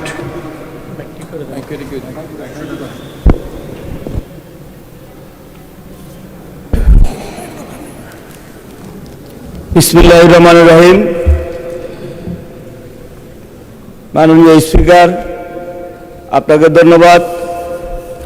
মহান রাব্বুল আলামিনের দরবারে সর্বপ্রথম শুকরিয়া জ্ঞাপন করছি আল্লাহ পাক আজকের এই মহান সংসদে আমাকে আসার এবং কথা বলার তৌফিক দান করেছেন, আলহামদুলিল্লাহ। আমি কৃতজ্ঞতা জানাই, ধন্যবাদ জানাই আমার প্রিয় নেতা বাংলাদেশ সরকারের মাননীয় প্রধানমন্ত্রী আমাকে আজকের এই সংসদে আসার সুযোগ করে দেওয়ার জন্য। আমি আমার একটি ব্যক্তির নাম উল্লেখ করলে নয়, যেটা শোক প্রস্তাবে আসার কথা ছিল, আজকে যদিও বক্তব্য দেওয়ার বিষয় নেই। বাংলাদেশের এক সন্ধিক্ষণে যখন শাহবাগে ইসলাম, মুসলমান এবং দেশের বিরুদ্ধে ষড়যন্ত্র হয়েছিল, ঠিক সেই দিন হেফাজত ইসলাম নামে একটি সংগঠন করে, অরাজনৈতিক সংগঠন করে, যার নেতৃত্ব দিয়েছিলেন মাওলানা আহমদ শফি সাহেব এবং জনায়েদ বাবুনগরী, যার কারণে সেদিন এই নাস্তিক শাহবাগীরা বাংলাদেশ থেকে বিতাড়িত হয়েছিলেন। তাকে আমি শ্রদ্ধার সাথে স্মরণ করছি। সেই জনায়েদ বাবুনগরী এবং আল্লামা আহমদ শফি সাহেবকে এবং তার নামটাও শোক প্রস্তাবে অন্তর্ভুক্ত করার জন্য আমি আহ্বান জানাচ্ছি। মাননীয় স্পিকার, শ্রদ্ধার সাথে স্মরণ করছি আমাদের প্রিয় নেত্রী দেশনেত্রী বেগম খালেদা জিয়াকে, যিনি আজকের এই সংসদে অনুপস্থিতিতে আমরা দুঃখ পেয়েছি। আজকের এই সংসদে যদি আমাদের নেত্রী থাকতেন আমাদের কাছে আরো ভালো লাগতো। মাননীয় স্পিকার, আমার নির্বাচনী এলাকা মিরসরাই একটি চট্টগ্রামের প্রবেশদ্বার। আমাদের 16 বছর এই মিরসরাইয়ের মানুষ উন্নয়ন থেকে বঞ্চিত হয়েছে। রাস্তাঘাট, পোল, কালভার্ট থেকে শুরু করে যে নির্বাচনী এলাকায় আমাদের প্রিয় নেত্রী নির্বাচন করে বিজয় হয়েছিলেন, যার কারণে আমার এলাকায় উন্নয়নের ছোঁয়া লাগে নাই। আমি মাননীয় স্পিকার, আপনার মাধ্যমে আমাদের যোগাযোগ মন্ত্রী সহ অন্যান্য যে সকল উন্নয়নের বিষয় আছেন সবার দৃষ্টি আকর্ষণ করে বলবো, আমাদের এই মিরসরাই পোল, কালভার্ট, রাস্তা উন্নয়ন করার জন্য অগ্রাধিকার ভিত্তিতে সুযোগ দেওয়ার জন্য আমি আহ্বান জানাবো। আর বিশেষ করে ধন্যবাদ জানাই আমাদের আজকের সংসদ নেতা যে কর্মসূচি নিয়েছেন, খাল কাটার কর্মসূচি। সেই খাল কাটার কর্মসূচি প্রথমে আমার মিরসরাইতে আগামীকাল উদ্বোধন করবেন আমাদের চট্টগ্রামের আমাদের প্রিয় নেতা জনাব আমির খসরু মাহমুদ চৌধুরী সাহেব। যে খাল কাটার প্রথম কর্মসূচিটা আমাদের মিরসরাইতে দেওয়ার কারণে আমি আমাদের আজকের এই সংসদ নেতার প্রতি কৃতজ্ঞতা জানিয়ে আমি আমার বক্তব্য শেষ করছি। সবাইকে ধন্যবাদ। আসসালামু আলাইকুম। ধন্যবাদ মাননীয় সদস্য। আমি এখন বক্তব্য রাখার জন্য আহ্বান জানাচ্ছি মোহাম্মদ রুহুল আমিন দুলাল, মাননীয় সংসদ সদস্য পিরোজপুর 3। সময় 6 মিনিট। বিসমিল্লাহির রহমানির রহিম। মাননীয় স্পিকার, আপনাকে অসংখ্য ধন্যবাদ। আসলে আমরা নতুন সদস্য তো, আমাদের কথাবার্তা গুছিয়ে ফিরিয়ে বলতে একটু সময় বেশি প্রয়োজন হয়, কিন্তু আমাদেরকে সময় দেওয়া হয় কম। তো যাই হোক, মাননীয় স্পিকার, মাননীয় সদস্য, যা সময় দেওয়া হয় আপনাদের চিফ হুইপ আপনাদেরকে দেন, আমি কাউকে সময় দিই না। Please go head. মাননীয় স্পিকার, আজকে এই মহান সংসদে সর্বপ্রথম আমি স্মরণ করতে চাই বহুদলীয় গণতন্ত্রের প্রবর্তক, মান স্বাধীনতার ঘোষক শহীদ রাষ্ট্রপতি জিয়াউর রহমান বীরুত্তমকে। আমি স্মরণ করতে চাই আমাদের প্রিয় নেত্রী, দেশনেত্রী, আপসীর নেত্রী বেগম খালেদা জিয়া, সাবেক 3 বারের প্রধানমন্ত্রী। আমি তারই সাথে কৃতজ্ঞতা প্রকাশ করতে চাই এবং ধন্যবাদ জানাতে চাই আজকের এই মহান সংসদ নেতা, প্রধানমন্ত্রী জনাব তারেক রহমানকে। তারই সাথে সাথে আমার নির্বাচনী এলাকা পিরোজপুর 3 মঠবাড়িয়ার সকল পর্যায়ের জনসাধারণকে ধন্যবাদ জানাতে চাই এবং ভোটারদেরকে ধন্যবাদ জানাতে চাই, যারা আমাকে এই মহান সংসদে আসার জন্য ব্যবস্থা করে দিয়েছেন এবং আমি আজকে বক্তব্য রাখতে পারছি। জনাব স্পিকার, এখানে মহামান্য রাষ্ট্রপতির ভাষণের উপর আলোচনা, বিশেষ করে এই মহামান্য রাষ্ট্রপতির ভাষণে জুলাই যোদ্ধা, জুলাইয়ের আন্দোলন শহীদ এবং যারা পঙ্গুত্ব বরণ করেছেন তাদের সম্পর্কে কিন্তু এই বক্তব্যে আলোচনা আছে। যদিও আমাদের বিরোধী দলের বন্ধুরা এই মহামান্য রাষ্ট্রপতির ভাষণে তারা ওয়াকআউট করেছিলেন, এখানে স্বৈরাচারের কর্তৃক নির্বাচিত রাষ্ট্রপতি, কিন্তু তার যে বক্তব্য, এই যে আজকের এই ত্রয়োদশ জাতীয় সংসদে রাষ্ট্রপতির যে বক্তব্য, এই বক্তব্যগুলো কি, এগুলো আমি মাননীয় বিরোধী দলীয় সংসদ সদস্যদের প্রতি আহ্বান জানাবো অনুধাবন করার জন্য। তাই মাননীয় স্পিকার, আপনার মাধ্যমে রাষ্ট্রপতির এই ভাষণের বিভিন্ন প্রেক্ষাপট তুলে ধরার জন্য, তার ভাষণের জন্য মহামান্য রাষ্ট্রপতিকে আমি ধন্যবাদ জানাতে চাই। সাথে সাথে আমি আমার এলাকার কিছু সমস্যার কথা এই আপনার মাধ্যমে এই মহান সংসদে তুলে ধরতে চাই। আমার এলাকা পিরিজপুর নির্বাচনী এলাকা মঠবাড়িয়া, আমার এলাকায় কোনো উপজেলা হাসপাতাল নাই। উপজেলা কমপ্লেক্স ভেঙে দিয়ে সেখানে নতুন হাসপাতাল নির্মাণের কাজ চলছিল। আমার নির্বাচনী এলাকায় আমার একটি উপজেলা, এই উপজেলায় 5 লক্ষ মানুষের বসবাস। আজকে সেখানে উপজেলা হাসপাতাল স্বাস্থ্য কমপ্লেক্স নাই। সেখানে তারা 5 তারিখের পর নির্মাণ কাজ শুরু করে সেটা ফেলে রেখে গেছে। আজকে পর্যন্ত সেই এই 1.5 বছরে এখন পর্যন্ত কোনো এই হাসপাতালের নির্মাণ কাজের প্রতি কোনো পদক্ষেপ নেওয়া হয় না এবং এখনো কোনো ওই টেন্ডার ক্যান্সেল করে নতুন করে যে টেন্ডার করবে এই ব্যবস্থা নেওয়া হয় নাই। এখন আমার মঠবাড়িয়া উপজেলায় স্বাস্থ্যের কমপ্লেক্সের কাজ চলে। 4র্থ শ্রেণীর কর্মচারীদের যে কোয়ার্টার রয়েছে সেখানে 2টা রুমে একটি উপজেলার স্বাস্থ্য কমপ্লেক্সের কাজ চলে। তাই আপনার মাধ্যমে আমি অনুরোধ জানাবো দ্রুত যাতে আমার এই হাসপাতালের টেন্ডার করে কার্যক্রম পরিচালনা করা হয় এবং যাবতীয় কার্যক্রম পরিচালিত যাতে হয় সেই দিকে আপনার মাধ্যমে আমি মহান সংসদে উত্থাপন করলাম। সাথে সাথে ওই নির্মাণ কাজ করার আগে একটি টেম্পোরারি ছোট্ট একটি শেড নির্মাণ করার জন্য আমি আহ্বান জানাচ্ছি।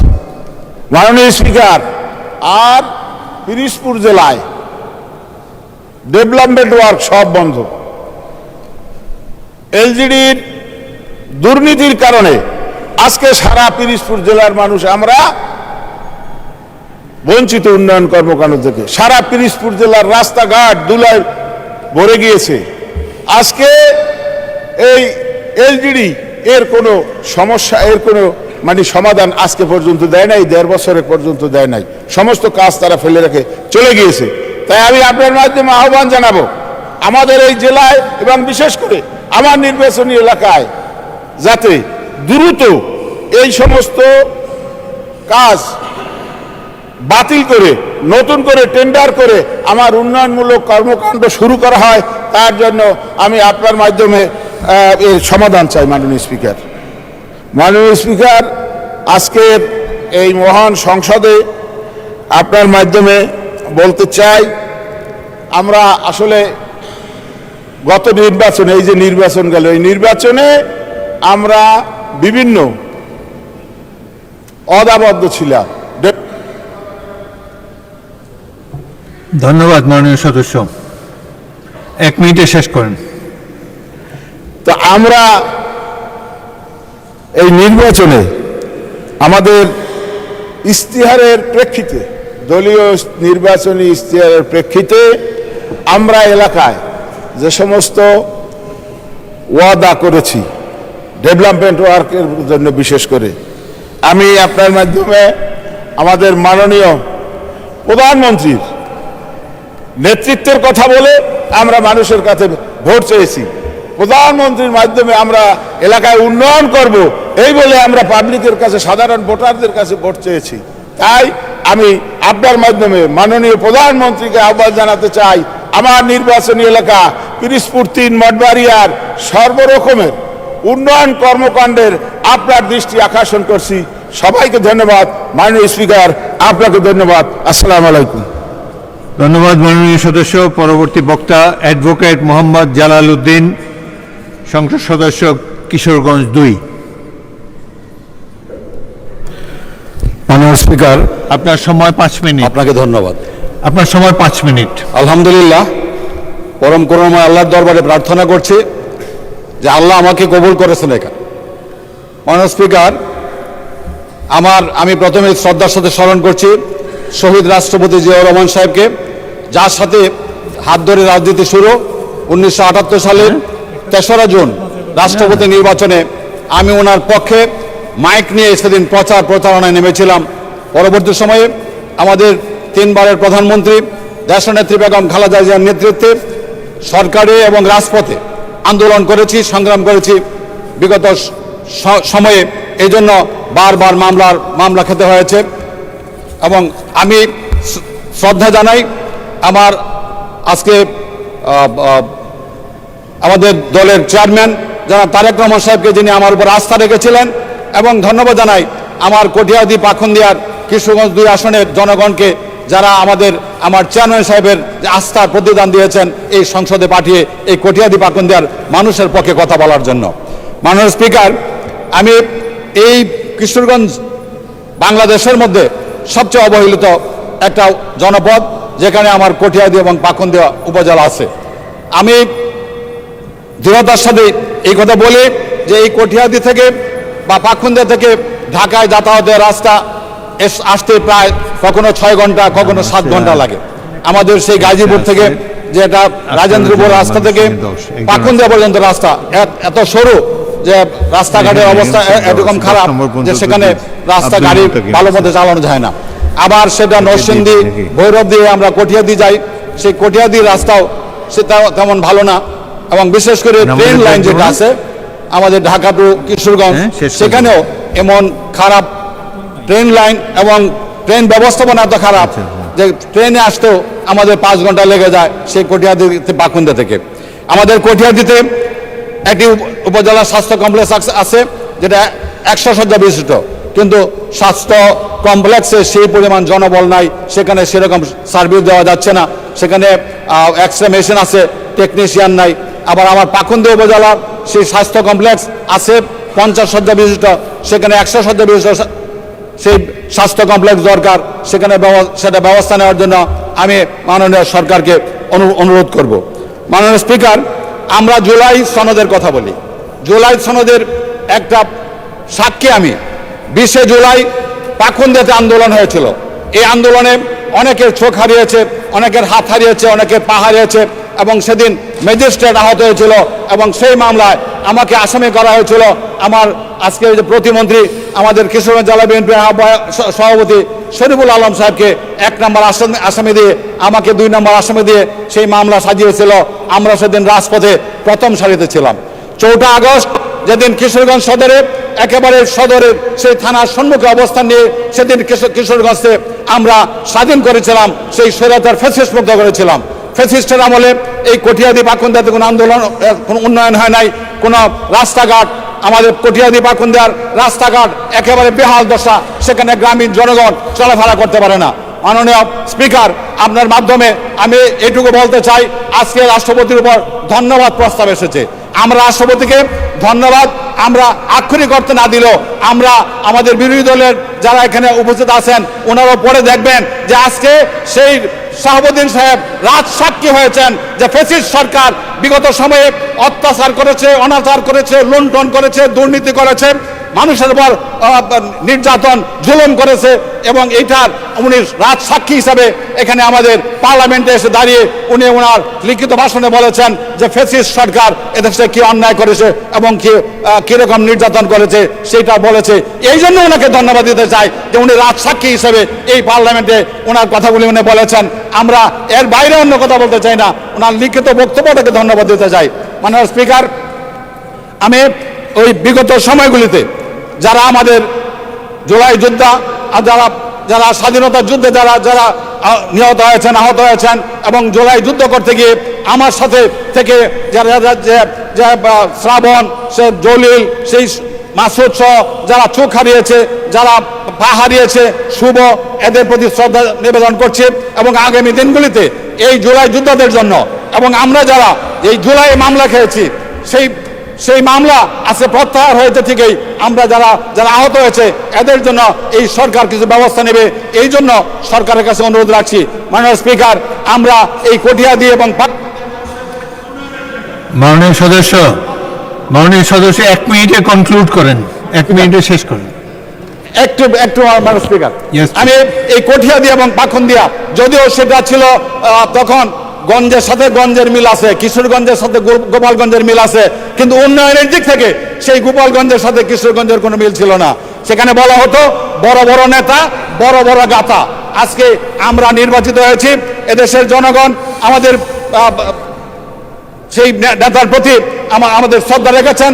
আমার একটা ব্রিজ লাগবে, যেটা দত্তের বাজার থেকে আমাদের সেই মুনিয়ারি কান্দা, এবং ব্রিজ লাগবে আমাদের সেই মনোহরদি থেকে আমাদের কটিয়াদি, ব্রিজ লাগবে সেই গজারিয়া থেকে আমাদের কটিয়াদি থেকে আমাদের কুলিয়ারচর। এই ব্রিজগুলি নির্মাণ করতে হবে, এবং রাস্তাঘাটের বেহাল দশা আমাদেরকে উন্নত করার জন্য আমি সরকারের কাছে, সংশ্লিষ্ট দপ্তরের কাছে আমি বিনীত অনুরোধ রেখে আমি রাষ্ট্রপতিকে এই সত্য কথাগুলি সংসদে উপস্থাপন করার জন্য নির্যাতন।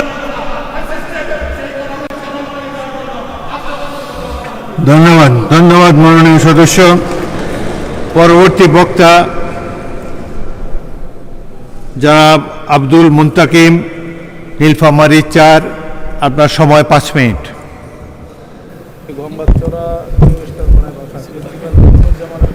মাননীয় স্পিকার, আপনাকে অসংখ্য ধন্যবাদ জানাচ্ছি। আমি আব্দুল মুন্তাকিম, 15 নীলফামারী 4 আসন থেকে নির্বাচিত। আমার নির্বাচনী এলাকা সৈয়দপুর এবং কিশোরগঞ্জ উপজেলা।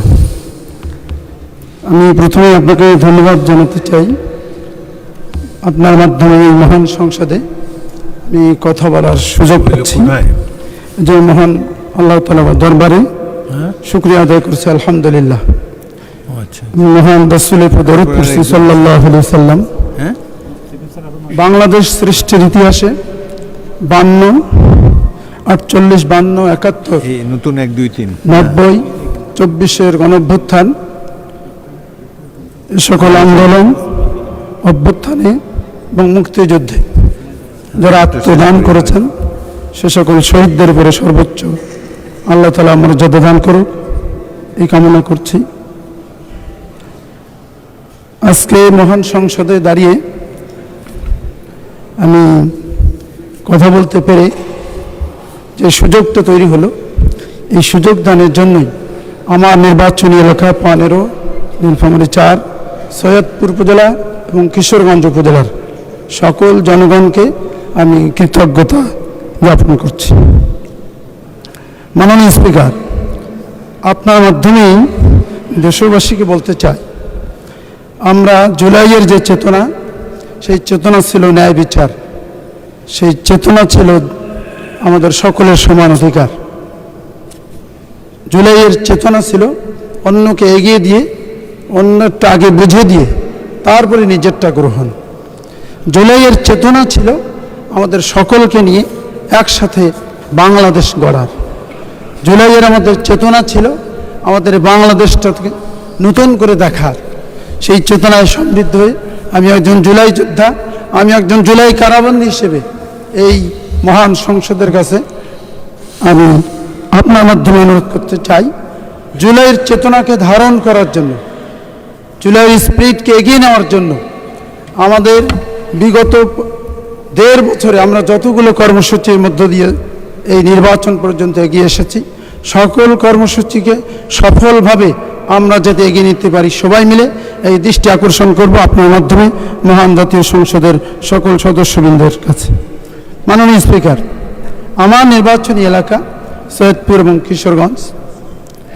আপনার জানা আছে বাংলাদেশের 2টি উপজেলায় প্রথম বিদ্যুতের বাতি জ্বলে উঠেছিল, তার ভিতরে একটি ছিল সৈয়দপুর।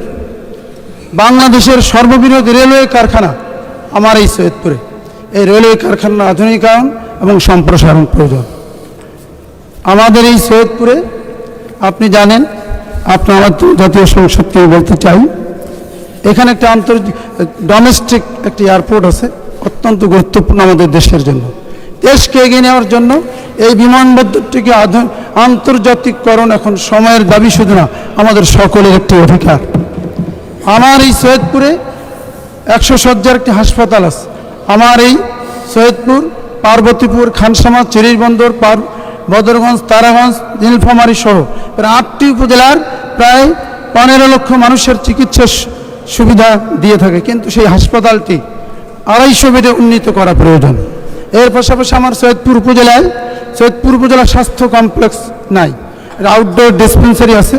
আমি দৃষ্টি আকর্ষণ করব আপনার মাধ্যমে মাননীয় সংসদের কাছে যে আমার সৈয়দপুর উপজেলায় অতি দ্রুত একটি হাসপাতাল, যেটি উপজেলা স্বাস্থ্য কমপ্লেক্স নামে পরিচিত, সেটি প্রতিষ্ঠা করা হোক।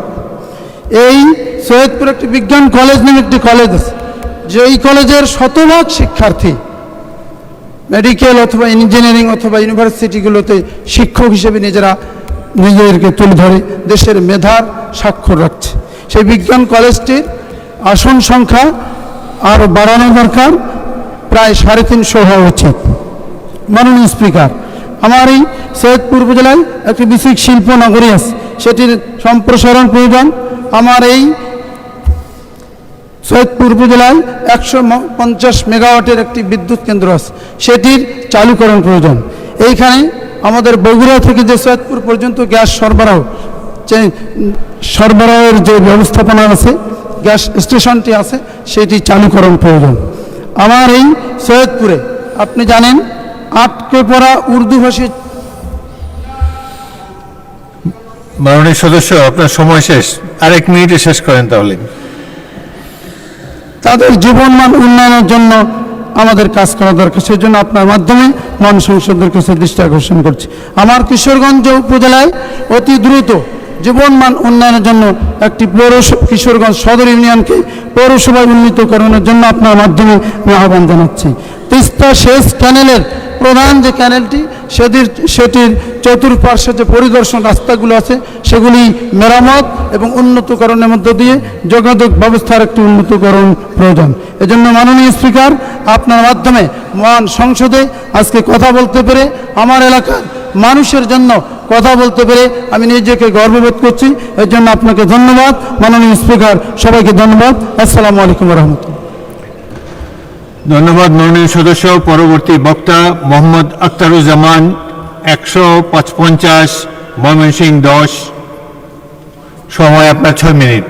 বিসমিল্লাহির রহমানির রহিম। 1 মিনিট। মাননীয় সদস্য, পয়েন্ট অফ অর্ডার হয় চলমান বিষয়ের উপর। ওই বক্তা যদি আপনার নাম নিয়ে থাকেন তাহলে 274-এ আপনি একটা ব্যক্তিগত কৈফিয়ত দিতে পারেন। এছাড়া এই রাষ্ট্রপতি ভাষণ চলার সময় বক্তব্য রাখার কোনো সুযোগ নেই। I am sorry. Next speaker please.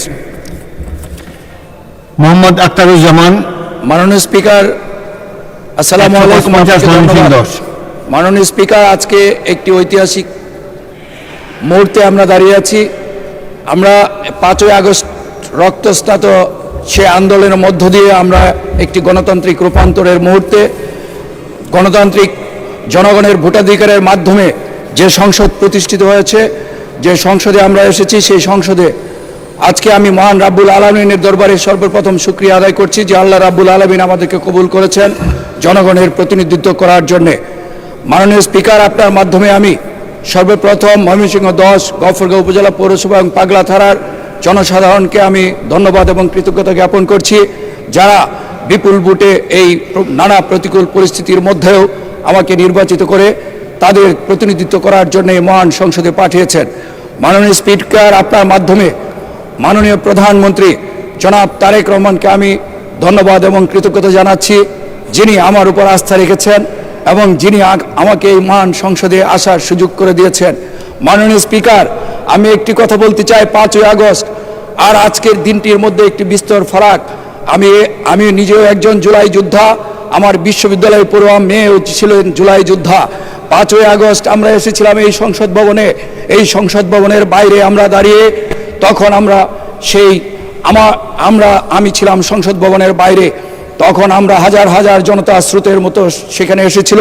আজকে সংসদের ভিতরে এই যে একটা অন্যরকম অনুভূতি, এটা ভাষায় প্রকাশ করার মতো না। মাননীয় স্পিকার, আমি মনে হয় বাংলাদেশের অবহেলিত জনপদের, সবচেয়ে অবহেলিত জনপদের একজন প্রতিনিধি। মাননীয় স্পিকার, আমি মাননীয় মহামান্য রাষ্ট্রপতি এই সংসদে দাঁড়িয়ে বিগত ফ্যাসিস্ট আমলের যত অপকর্মের ফিরিস্তি দিয়েছেন এবং বর্তমান সরকার আমাদের মাননীয় প্রধানমন্ত্রী জনাব তারেক রহমানের নেতৃত্বে দেশ গড়ার যে মহাপরিকল্পনা, সেই পরিকল্পনার বিশদ বিস্তর বর্ণনা দিয়েছেন, সেজন্য আমি আপনার মাধ্যমে মহামান্য রাষ্ট্রপতিকে ধন্যবাদ জানাচ্ছি। মাননীয় স্পিকার, আপনারা জানেন সবাই এই মহান সংসদে আমরা যারা দাঁড়িয়েছি, এই সংসদে সবার মধ্যে একটি অপূর্ব মিল রয়েছে যে আমরা ফ্যাসিস্টরা বিতাড়িত হয়েছে এবং এই মহান সংসদে যারা প্রতিনিধিত্ব করছেন সবাই এই ফ্যাসিস্টরা নাই এবং সবাই গণতান্ত্রিক নির্বাচনের মাধ্যমে জনগণের বিপুল ম্যান্ডেটের মাধ্যমে এই সংসদে তারা প্রতিনিধিত্ব করছেন।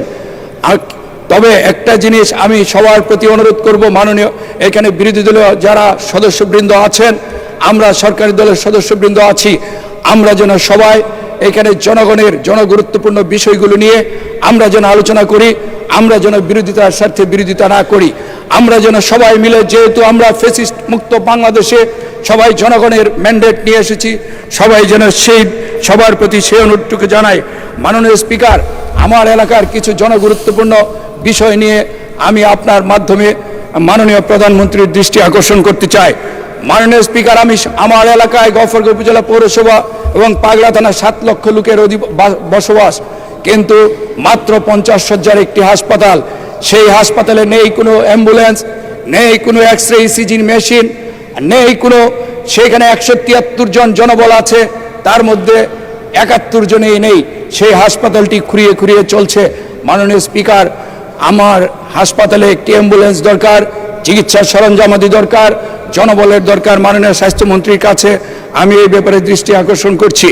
আরেকটি বিষয় মাননীয় স্পিকার, আমি বলছি, আমার এখানে 2টি থানা, একটি হলো পাগলা থানা, সবচেয়ে বেশি জনসংখ্যা অধিবাস, 4 লক্ষ জনসংখ্যা, একটি জনবহুল এলাকা। সেই পাগলা থানাটি 2012 সালে গঠিত হয়েছে, কিন্তু সেই থানাটিতে কোনো চিকিৎসা ব্যবস্থা নেই, একটি হাসপাতাল পর্যন্ত নাই, আপনি যেন আশ্চর্য হবেন। আর সেই থানাটিকে 4 লক্ষ লোকের যেখানে বসবাস, সেখানে একটি উপজেলা পরিণত করা খুবই দরকার। রাস্তাঘাটে চলাফেরা করা যায় না, সেখানে কোনো উন্নয়নই হয় নাই। সুতরাং পাগলায় একটি উপজেলা পরিণত করার জন্য মাননীয় প্রধানমন্ত্রী, মাননীয় স্থানীয় সরকার মন্ত্রীর প্রতি আমি আহ্বান জানাচ্ছি, সেই অবহেলিত জনপদের উন্নয়ন নিশ্চিত করার জন্য। আরেকটি আপনার মাধ্যমে আমি এই মহান সংসদকে জানাতে চাই যে আমাদের চিকিৎসা ব্যবস্থা ভেঙে পড়েছে, শিক্ষা খাত মুখ থুবড়ে পড়েছে এবং দেশে কোনো অবকাঠামো নাই। এতদিন দুর্নীতি লুটপাট হয়েছে, দেশের টাকা বিদেশে পাচার করা হয়েছে। আমাদের মাননীয় প্রধানমন্ত্রী বলেছেন, করব কাজ গর্ব দেশ আর সবার আগে বাংলাদেশ। এই মূল মন্ত্রকে সামনে রেখে আমরা ইনশাল্লাহ যারা জনপ্রতিনিধি রয়েছি, আমরা আকাশচুম্বী প্রত্যাশা এবং সমস্যার পার নিয়ে এই মহান সংসদে যাত্রা শুরু হয়েছে। আমাদের মাননীয় প্রধানমন্ত্রীর নেতৃত্বে আমরা বিশ্বাস করি দেশ এগিয়ে যাবে, বাংলাদেশ এগিয়ে যাবে। ঠিক তেমনি আমার সেই অবহেলিত জনপদ গফরগাঁও উপজেলা পৌরসভা এবং পাগলা থানা, যে পাগলা থানাটি সবচেয়ে অবহেলিত, যেখানে কোনো হাসপাতাল নাই, চিকিৎসার ব্যবস্থা নাই, রাস্তাঘাট নাই, উপজেলা নাই, সেই সমস্যাগুলির সমাধান হবে মাননীয় প্রধানমন্ত্রীর হাত ধরে। আরেকটি কথা আমি মাননীয় স্পিকার আপনার মাধ্যমে বলতে চাই, আমাদের গফরগাঁও ছিল সারা আমাদের আশেপাশে যত জেলা ছিল, কিশোরগঞ্জ থেকে একসময় গফরগাঁও ট্রেনে সবাই যাত্রা করতেন। আমাদের মির্জা আব্বাস, আমাদের মাননীয় স্থায়ী কমিটির সদস্য, উনি এখনো আমাকে পেলে মাঝে মধ্যে গল্প করেন যে বাচ্চু, আমি গফরগাঁও থেকে ট্রেনে আব্বার সাথে চলাফেরা করতাম। কিন্তু সেই গফরগাঁও পিছিয়ে গেছে। আমাদের ভালুকা ত্রিশালের মানুষ গফরগাঁও দিয়ে যাত্রা করতেন, কিন্তু সেই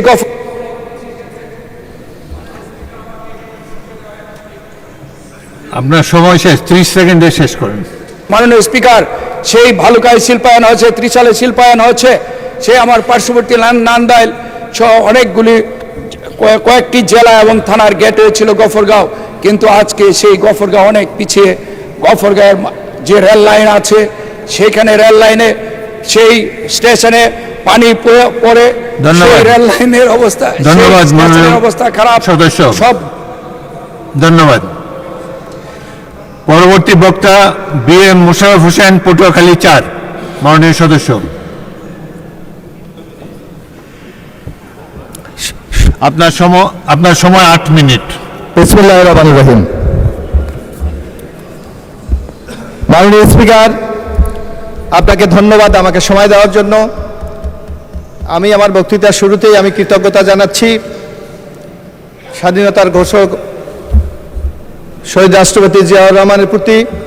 আমি কৃতজ্ঞতা জানাচ্ছি আমাদের নেত্রী বেগম খালেদা জিয়া, যিনি আমি ছাত্র রাজনীতি শেষ করার পর আজকে আমাদের ভারপ্রাপ্ত আমাদের মাননীয় চেয়ারম্যান, মাননীয় প্রধানমন্ত্রী জনাব তারেক রহমান আমাকে 2008 সালে প্রথম নির্বাচনে মনোনয়ন দিয়েছিলেন। আমি আমার নেতা জনাব তারেক রহমানের প্রতি কৃতজ্ঞতা জানাচ্ছি।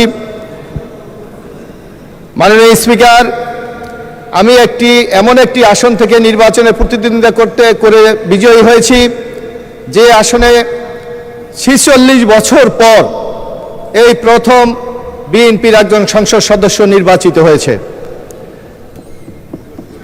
এবং এই আসনটি বাংলাদেশের মধ্যে অত্যন্ত গুরুত্বপূর্ণ। বাংলাদেশ যে কয়টি বিষয় নিয়ে গর্ব করে, তার অধিকাংশ বিষয় আমার এই নির্বাচনী আসনে রয়েছে।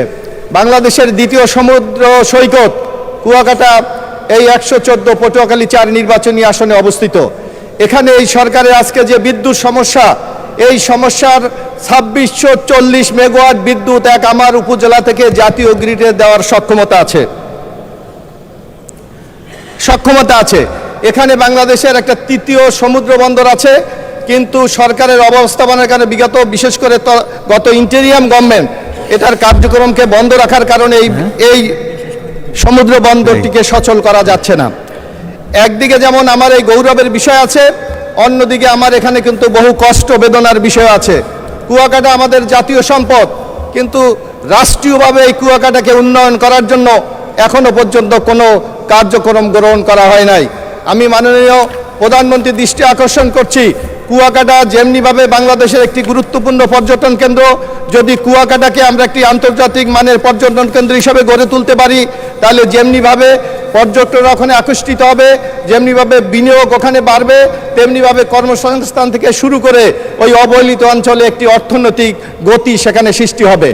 আর আমি আরেকটু বিষয় আমি মাননীয় প্রধানমন্ত্রীর দৃষ্টি আকর্ষণ করতে চাই, আমাদের ওখানে যে তৃতীয় সমুদ্র বন্দরটি আছে, এই সমুদ্র বন্দরটি যদি আমরা চালু করতে পারি এবং ওখানে যদি একটি অর্থনৈতিক অঞ্চল প্রতিষ্ঠা করতে পারি, তাহলে আমার মনে হয় ওখানে ব্যাপক কর্মসংস্থান সৃষ্টি করা যাবে, অর্থনৈতিক গতি সঞ্চার করা যাবে। আমি আমার বক্তৃতার শুরুতে আজকে মহামান্য রাষ্ট্রপতির উপর ধন্যবাদ প্রস্তাব, আমি মাননীয় রাষ্ট্রপতিকে ধন্যবাদ জানাই। আমরা দেখেছিলাম বিগত আওয়ামী লীগের 15 বছরে একটি ন্যারেটিভ বাংলাদেশে দাঁড় করাতে চেয়েছিলেন যে বিএনপি যখন 2001 থেকে 6 সাল পর্যন্ত ক্ষমতায় ছিলেন তখন বাংলাদেশকে দুর্নীতিতে চ্যাম্পিয়ন করেছিলেন, কিন্তু মহামান্য রাষ্ট্রপতির বক্তব্য এটা প্রমাণিত হয়েছে যে বিগত আওয়ামী লীগ সরকার শুধু বিএনপিকে মেলাইন করার জন্য পরিকল্পিতভাবে এই দুর্নীতির অপবাদ বিএনপির উপর চাপিয়েছিল। আমরা এখানে যারা আছে, যারা অর্থনীতির ছাত্র, তারা জানেন যে বাংলাদেশের দুর্নীতিতে চ্যাম্পিয়ন হয়েছিল 2000 সালে। অর্থনীতির সূচকে বলে যে বছর দুর্নীতির রিপোর্ট প্রকাশিত হয়, এই রিপোর্ট হলো তার আগের বছর, অর্থাৎ 1999 সালে, তখন ক্ষমতায় ছিল বাংলাদেশে আওয়ামী লীগ। 1999 সাল, 2000 সাল, 2001 সাল, এই 3 বছরে দুর্নীতির চ্যাম্পিয়ন হয়েছিল বাংলাদেশ। তখন আওয়ামী লীগ ক্ষমতায় ছিল, শেখ হাসিনা ক্ষমতায় ছিল, কিন্তু আমাদের নেত্রী বেগম খালেদা জিয়া ক্ষমতায় এসে এই দুর্নীতিকে হ্রাস করে 2006 সালে আমরা যখন ক্ষমতা হস্তান্তর করি, তখন দুর্নীতি সূচকে বাংলাদেশ 13তম অবস্থানে করেছিল, অর্থাৎ দুর্নীতির লাগাম টেনে ধরেছিল বিএনপি। আজকে এমনিভাবে এই গণতন্ত্রকে হত্যা করার জন্য, আজকে এই নির্বাচন ব্যবস্থাকে ধ্বংস করার জন্য গত আওয়ামী লীগ সরকার যে পদক্ষেপগুলি গ্রহণ করেছিল, এখানে আমি যারা আমাদের মাননীয় সংসদ সদস্য আছেন আমি অত্যন্ত শ্রদ্ধার সাথে স্মরণ করতে চাই যে আজকে আমরা অনেকে এখানে জাতীয় সংসদ সদস্য হিসেবে আছি, কিন্তু আমাদের অনেক সহযোদ্ধাকে কিন্তু আমরা হারিয়েছি। সেই কথাটাও কিন্তু আমাদের মনে রাখতে হবে। আমাদের আজ জাতীয়তাবাদী ছাত্র দলের সহকর্মী ইলিয়াস আলী আজকে আমাদের মাঝে নাই, আমাদের সহকর্মী ছাত্র দলের সভাপতি নাসিরউদ্দিন পিন্টু আমাদের মাঝে নাই, আমাদের জাতীয়তাবাদী ছাত্র দলের সাধারণ সম্পাদক শফিউল বারী বাবু আমাদের নাই। এমনিভাবে অসংখ্য সহযোদ্ধাকে কিন্তু আমরা বিগত 15 বছর আন্দোলন সংগ্রামে হারিয়েছি। শুধু জাতীয়ভাবে এই অবস্থা, কিন্তু আমি যদি আমার এলাকার দিকে তাকাই, আমি যে নির্বাচনী এলাকা থেকে বিজয় হয়ে এসেছি, আওয়ামী লীগের 15 বছরে আমাদের 7 জন সহযোদ্ধাকে সেখানে হত্যা করা হয়েছে। আমি কৃতজ্ঞতা জানাই মাননীয় আমাদের প্রধানমন্ত্রীকে, প্রতি বছর এই শহীদ পরিবারের জন্য ঈদের সময় উনি যে ঈদের সামগ্রী পাঠিয়েছিলেন, তার জন্য ওই পরিবারগুলি আজকে আমি সুযোগ পেয়েছি, তাকে আমি বলছি তার প্রতি কৃতজ্ঞতা জানিয়েছে, তার প্রতি সন্তোষ প্রকাশ করেছে মাননীয় স্পিকার।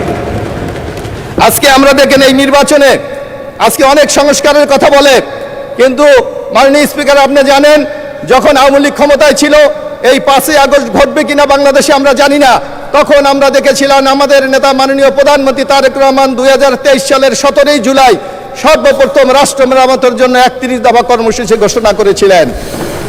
সেই কর্মসূচির আলোকে আজকে ঐক্যমত কমিশনের অনেক কিছু প্রস্তাব গৃহীত হয়েছে, কিন্তু আমি মনে করি তার মূল ভিত্তি রচনা করেছে আমাদের নেতা মাননীয় প্রধানমন্ত্রী জনাব তারেক রহমান। আজকে পত্রপত্রিকা যদি আমরা খুলি, সোশ্যাল মিডিয়া যদি আমরা খুলি, তারেক রহমানের প্রশংসায় আজকে পঞ্চবুক বলছে হাতে ভোটের কালি শুকায় নাই, কিন্তু আমাদের মাননীয় প্রধানমন্ত্রী তার প্রত্যেকটি ওয়াদা বাস্তবায়ন করে চলেছে।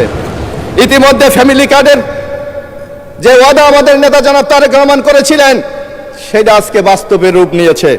আমরা দেখেছি ইমাম মুয়াজ্জেম যারা আমাদের সমাজের সবচেয়ে অবহেলিত, আমরা যারা গ্রামগঞ্জে বসবাস করি, ইমাম মুয়াজ্জেমের বেতন দিতে গিয়ে যে কি লঙ্কা কাণ্ড ঘটে তারা আমরা গ্রামে যারা থাকি আমরা বুঝি। ওই হাওলাদার বাড়ির থেকে 200 টাকা, তালুকদার বাড়ি থেকে 300 টাকা, অমুক বাড়ি থেকে 500 টাকায় এমনিভাবে সেই ইমাম মুয়াজ্জেমের বেতন দিতে গিয়ে একটা কুরুক্ষেত্র তৈরি হয়। কিন্তু আমি ধন্যবাদ জানাই আমাদের মাননীয় প্রধানমন্ত্রীকে, নির্বাচনের সময় উনি যে ঘোষণাটি করেছিলেন ইতিমধ্যে ইমাম মুয়াজ্জেমদেরকে সেই ভাতা দেওয়ার মাধ্যমে ইনশাল্লাহ উনি ওনার ওয়াদাটা পূরণ করেছেন। এবং আমরা আরেকটা জানি, আমাদের নেতা শহীদ রাষ্ট্রপতি জিয়াউর রহমান, আমি যখন ছোট, আমি তখন 10ম শ্রেণীতে পড়ি, জিয়াউর রহমান সাহেব তখন আমার ওখানে খাল কাটতে গিয়েছিলেন।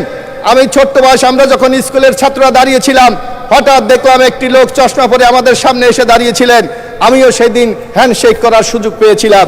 সেই যে বিএনপির প্রেমে পাগল হয়েছিলাম, আজ পর্যন্ত কিন্তু সেই বিএনপি আমরা করে চলি। সেই খাল খনন প্রকল্প আমাদের নেতা জনাব তারেক রহমান আবার শুরু করতে যাচ্ছে। ইনশাল্লাহ আগামী 16ই মার্চ দিনাজপুর থেকে এই প্রকল্প শুরু হবে। আমি মনে করি বাংলাদেশের ইতিহাসে একটি উৎপাদন ব্যবস্থাকে আমরা আরো বেশি বৃদ্ধি করার জন্য এই খাল খনন প্রকল্প বাংলাদেশে একটি টনিকের মতো একটি বিষয় হিসাবে আগামী দিনে কাজ করবে। মাননীয় স্পিকার, আজকে আমাদের নেতা জনাব তারেক রহমান, ইতিমধ্যে আপনারা দেখেন বাংলাদেশে ক্লাইমেট চেঞ্জের যে অবস্থা, বিশেষ করে আমি যে এলাকার সেই কুয়াকাটা সমুদ্র উপকূলীয় একটি এরিয়া, সেখানে কিন্তু তাপমাত্রা ধীরে ধীরে বেড়ে যাচ্ছে। এখানে যে 2620 বিদ্যুৎ কেন্দ্র করা হয়েছে, সেখানে প্রতিনিয়ত আমাদের এলাকায় পরিবেশ দূষণ হচ্ছে, অথচ আমাদের নেতা তারেক রহমান ঘোষণা করেছেন যে মাননীয় সদস্য আপনার সময় 2 মিনিট বাড়িয়ে দিয়েছেন, 2 মিনিটের মধ্যে শেষ করেন অনুগ্রহ করে। আশা করি ইনশাল্লাহ এই প্রকল্পগুলি যদি আমরা বাস্তবায়ন করতে পারি, ইনশাল্লাহ তারেক রহমানের নেতৃত্বে আমরা একটি নতুন বাংলাদেশ ইনশাল্লাহ আগামী দিনে আমরা পাবো। মাননীয় স্পিকার, আমি একটু আমার এলাকার 2-1টি সমস্যার কথা আমি বলতে চাই। এখানে আমার যারা মাননীয় সংসদ সদস্যরা আছেন, বাংলাদেশে প্রায় 455টি উপজেলা আছে, কিন্তু একটা মাত্র উপজেলার আমি বাসিন্দা, রাঙ্গাবালী উপজেলার কলাপাড়া, রাঙ্গাবালী নিয়ে 114 পটুয়াখালী 4 নির্বাচনী আসন। সেই রাঙ্গাবালী উপজেলায় কোনো হাসপাতাল নাই। আমি মাননীয় স্বাস্থ্যমন্ত্রী, আমি প্রধানমন্ত্রীর দৃষ্টি আকর্ষণ করব, একটা মাত্র উপজেলা যেখানে কোনো হাসপাতাল নাই, অনিত বিলম্বে সেখানে যাতে একটি হাসপাতাল তৈরি করা যায় সেই ব্যবস্থা গ্রহণ করার জন্য আমি বিনীত অনুরোধ জানাবো। আমরা নির্বাচনে, আমি জানেন আমার ওখানে একটি থানা আছে, মহিপুর থানা। আমি আশা করি মাননীয় প্রধানমন্ত্রীর দৃষ্টি আকর্ষণ, নির্বাচনে আমাদের অন্যতম একটা কমিটমেন্ট ছিল এই থানাটাকে আমরা উপজেলায় রূপান্তরিত করব। আমি আশা করি নির্বাচনের অঙ্গীকারকে বাস্তবায়ন করার জন্য মাননীয় প্রধানমন্ত্রী জনাব তারেক রহমান প্রয়োজনীয় ব্যবস্থা গ্রহণ করবেন। এছাড়াও আমার এলাকায় নানা সমস্যা আছে, নদী ভাঙ্গন, আমার ওখানে রাঙ্গাবালি একটি উপজেলা, আপনার জানেন সমুদ্র বেষ্টিত, যেমন সেন্ট মার্টিনে অনেকে গিয়েছে, হয়তো রাঙ্গাবালি যায় নাই। একটা সমুদ্র পাড়ি দিয়ে আমার একটা উপজেলায় যেতে হয়, সেখানে যদি 4টা ইউনিয়নে আমরা যদি একটা ব্রিজ করে দিতে পারি, তাহলে 4টা ইউনিয়নের মধ্যে কিন্তু একটা সংযোগ সড়ক করা সম্ভব। আমি মাননীয় স্থানীয় সরকার মন্ত্রণালয় আছে, ইতিমধ্যে সেই মন্ত্রণালয়ে ইতিমধ্যে প্রকল্প জমা আছে। 160 কোটি টাকা যদি দেওয়া যায়, তাহলে সেই ব্রিজটি করে 4টা ইউনিয়নের মধ্যে একটা আমরা সংযোগ সড়ক গড়ে তুলতে পারি। আমি আজকে এই সংসদের মাধ্যমে আমি আবারও মাননীয় প্রধানমন্ত্রী আমাকে নমিনেশন দিয়ে আজকে এখানে বিজয় করে আনার জন্য তার প্রতি কৃতজ্ঞতা জানাচ্ছি, এবং আগামী দিনে যে একটি সুখী সমৃদ্ধ বাংলাদেশ গড়ে তুলবে, সেই বাংলাদেশ গড়ায় তার একজন সহযাত্রী থাকার অঙ্গীকার ব্যক্ত করে আমার বক্তব্য এখানে শেষ করছি। শহীদ অমর ও খালেদা জি। ধন্যবাদ মাননীয় সদস্য। সংসদের বৈঠক আগামী 15ই চৈত্র 1432, 29শে মার্চ 2026 রবিবার বিকাল 3 ঘটিকা পর্যন্ত মুলতবি করা হলো। আপনাদের সহযোগিতার জন্য ধন্যবাদ। আপনাদের সবাইকে অগ্রিম ঈদ মোবারক জানাচ্ছি। আসসালামু আলাইকুম। বাংলাদেশ জিন্দাবাদ।